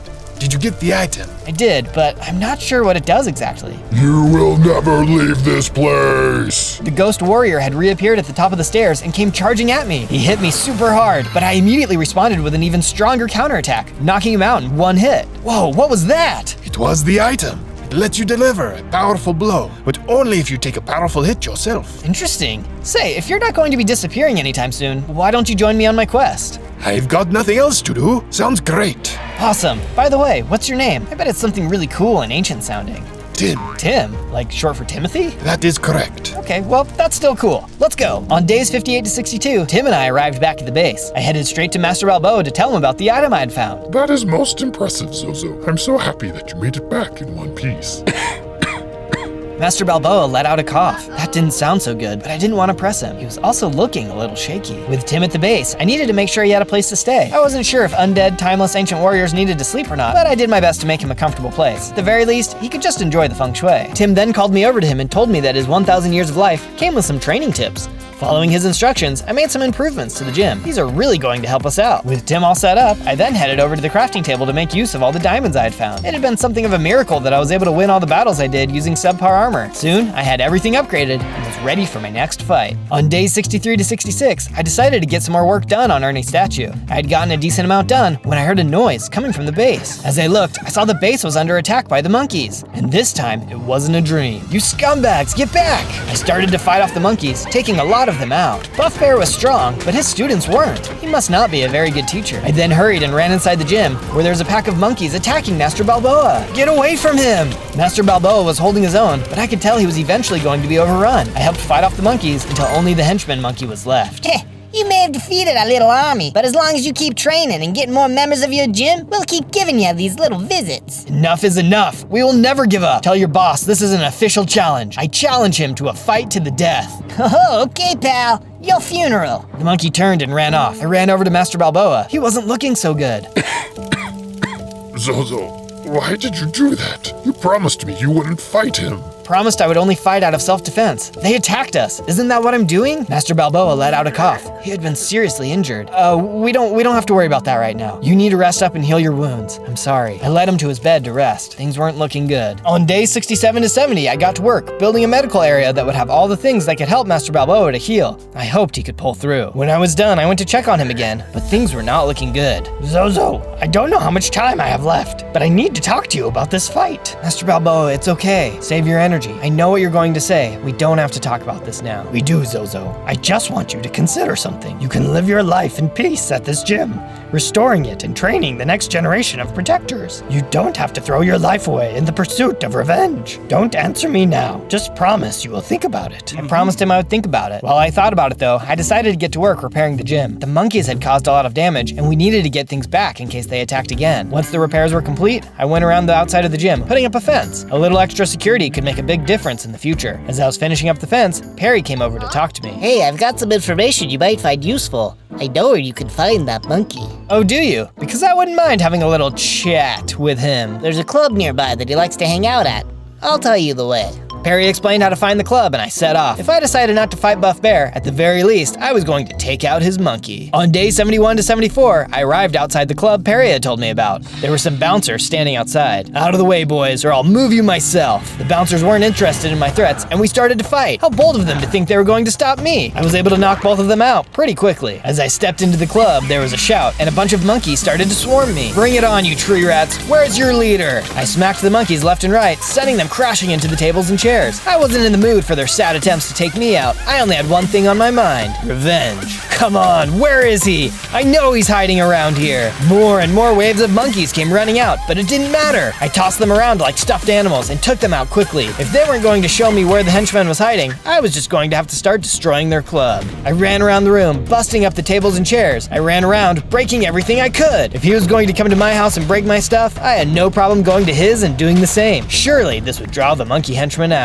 On day 75 to 78, a nearby door opened and the henchman finally revealed himself. Hey, what's the big idea? I thought we told you where you could stick your little kangaroo paws. Did you really think you could come to our gym and not have anything happen in return? You said you wanted to fight Master Bear, not me. Turned out I had some room in my schedule. You and me, alone. Now, let's go. Sure, I can crush you myself. The henchman left forward, getting an early hit in, catching me off guard. He was stronger than I was expecting. What's wrong, Happy? Spending too much time hugging trees and drinking tea with your turtle grandpa? How is he, by the way? I hear he's not doing too good. You're about to pay what you did to him. I landed a really hard hit, which I could tell really shook him up. No, not like this. You won't beat me. Suddenly, a bunch of monkey guards came running into the room. You coward, always hiding behind others. You talk tough, but you're weak. If Buff Bear wasn't around to protect you, you'd have disappeared a long time ago. I managed to knock out the crowd of monkeys. The monkey henchman looked around, then took off running up a flight of stairs to the roof of the club. I chased him to the top. What are you so afraid of? I thought you were going to crush me. What are you doing at that turtle gym? How did you become so strong? It's called training. Maybe you should have tried it instead of running your mouth. The monkey henchman was cornered at the edge of the roof. Hey, come on now. I just wanted to rough that old turtle up a bit, you know? It's not a big deal. We're not so different, you know? We're both strong-willed. So what do you say? Let's call it a draw and I'll get Buff Bear to call the fight off. No, I punched him so hard he flew over the edge, disappearing into the night. I had no more time for slimy monkeys. As I ran down the stairs, I noticed there was a note on the monkey's desk. I picked it up and took a look. Do not worry about Zozo. Even if it comes to a fight between me and him, I have a man on the inside. We will poison Zozo before the fight and ensure my victory. This must be from Buff Bear, but a man on the inside? I'll have to keep an eye out. On days 79 to 84, I arrived back at the base. As I got closer, Perry came running out. Zozo, come quick. Master Balboa has been asking for you. I think this is the end. I hurried inside and saw Master Balboa was looking even worse than before. He looked like he didn't have much time left. Zozo, my end is near, but I needed to speak with you. I'm sorry, Master Balboa. I've been rash. I know I need to call off the fight. If that is your final wish, I will honor it. And finally, you understand. What do you mean? Zozo, I know you. And while I know you mean that when you say it, your desire for revenge will grow stronger with every attack Buff Bear launches. Even the strongest warrior can't run in two directions at once. Wait, do you mean to say you want me to fight him? I do. I've known this from the moment Ernie stepped into the ring with that bear. It was always your destiny to avenge Ernie and save this gym. But I needed you to understand that you cannot defeat the bear with a heart of rage. You've been preparing me this whole time, and I didn't even realize it. Thank you. I'm afraid someone here is trying to sabotage me, though. I found a note from Buff Bear saying so. If a friend is going to cross you, they might have their own reasons why. Be patient and have compassion, so you may learn why. Goodbye, Zozo. I will be with you. Master Balboa turned to his side and vanished. I couldn't believe he was gone. Suddenly, there were some blinking lights as experience poured in on me, leveling me up into an even bigger kangaroo with more hearts. Master Balboa's final gift. I won't let him down. As a show of my gratitude, I headed outside to do some work on the statue. There was something new I felt I should add. Now that Master Balboa was gone, it might not look like much, but soon enough, it will be something great. On days 85 to 89, I walked around the gym, visiting with each of the new friends I had made. Each of them had a piece of advice for me. Tim spoke of speed in the fight, using fast movements to evade the enemy's attack in order to land my own. Harry showed me what he had learned about his tail and shared with me a secret he had discovered that allowed him to hit twice as hard with it. Wilbur spoke to me about the power of perseverance. Sometimes things get hard in the fight, but by keeping your head down and continuing to fight, you will always make it through. As Wilbur was explaining, Perry came over. He had a note from Buff Bear. Greetings, Zozo. I accept your challenge and I will meet you in the arena in a few days. Best get ready soon. As I read the note, I noticed Wilbur was acting a little funny. I'd have to keep an eye on him over the next few days. On days 90 to 94, I woke up and decided it was time to make my final preparations.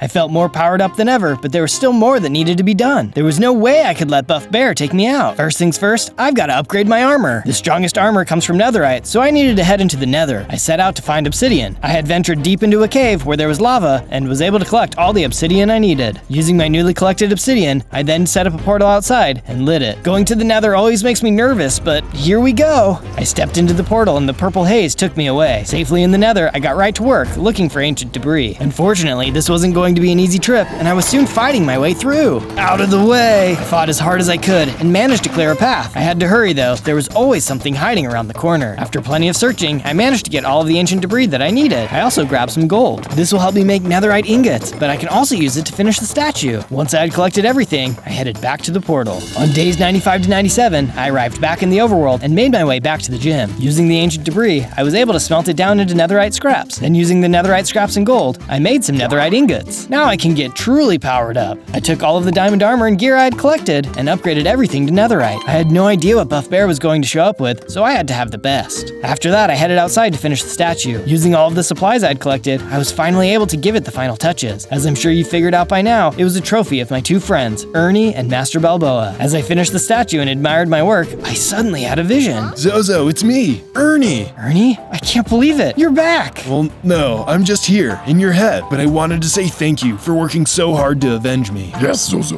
we won't see you there, but we will be supporting you. We know you can win. Thanks, guys. I was starting to feel a bit lonely, but I feel much better now, especially since someone is going to try and poison me. Zozo, remember, they may have their reasons, so meet them with compassion, not anger. I nodded as the two of them vanished away. I'll do whatever it takes to win. On day 98, I woke up to the sound of a knock at my door. It was Wilbur. Hello, Zozo. I thought you could use a pick-me-up before your fight. I made this for you. Wilbur seemed really nervous as he passed the drink over to me. As I took a closer look at the drink, I could very clearly see that it had poison in it. It was labeled. Before I could say anything, though, Wilbur piped up. Zozo, wait. Don't drink that. It's poisoned. Yeah, I saw that. Wilbur, what's going on? I'm sorry for trying to poison you. Buff Bear is blackmailing me. He knows something about me and threatened to tell everyone if I didn't help him. What do you mean? What could be so bad that you would poison your friend? The truth is that I love clean water. Bathing in mud is so gross. But if anyone found out, especially the other pigs, I would be ridiculed until the day I become a pork chop. Please don't tell anyone, and please forgive me. The advice of Master Balboa repeated in my head. It's okay, Wilbur. I forgive you. And don't worry, if anyone ever gives you a problem about liking clean water, you just let me know. I've got two fists that will have a word with them. Thanks, Zozo. You're a good friend. I decided that I would even do him one better and got to work building him his own special hot tub. I wanted him to know that he would never get made fun of here. Once the work was completed, I gathered everyone together for one final chat. They were all so excited for me and began to give me words of encouragement. I didn't know what I had done to have so many great friends. As their encouragement grew, I suddenly started to as well. Out of nowhere, I became a big, buff kangaroo. Let's go kick some Buff Bear butt.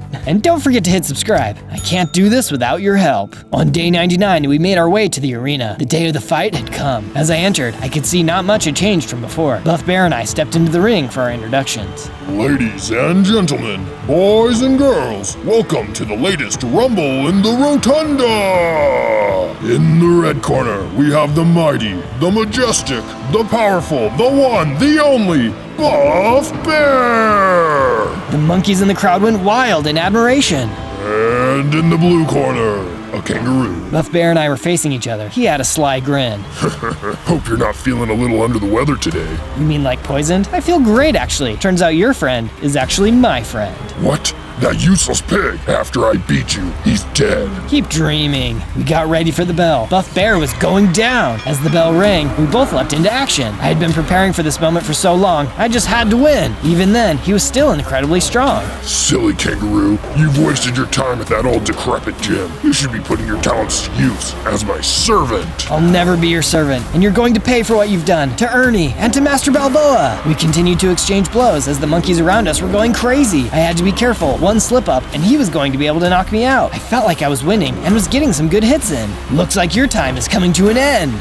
Guess I'll stop playing around then. Oh no, it was his fight with Ernie all over again. I was in trouble. He started to really hit me, and my health was really starting to drop. Just then, I heard a voice in my head. Master Balboa. Focus, Zozo, and use the eye of the tiger. Of course, the best offense was a good defense. I lowered my guard, letting myself take the full impact of Buff Bear's hit. As I did so, the eye of the tiger let me absorb the blow, sending Buff Bear out of the ring and into the afterlife. I did it! The monkeys were stunned. They couldn't believe it, but I could. Justice had been served. On day 100, I was back at the gym, right where I belonged. With Buff Bear defeated, we could train and grow in peace. The world had become just a little bit safer, but we had to be ready, always.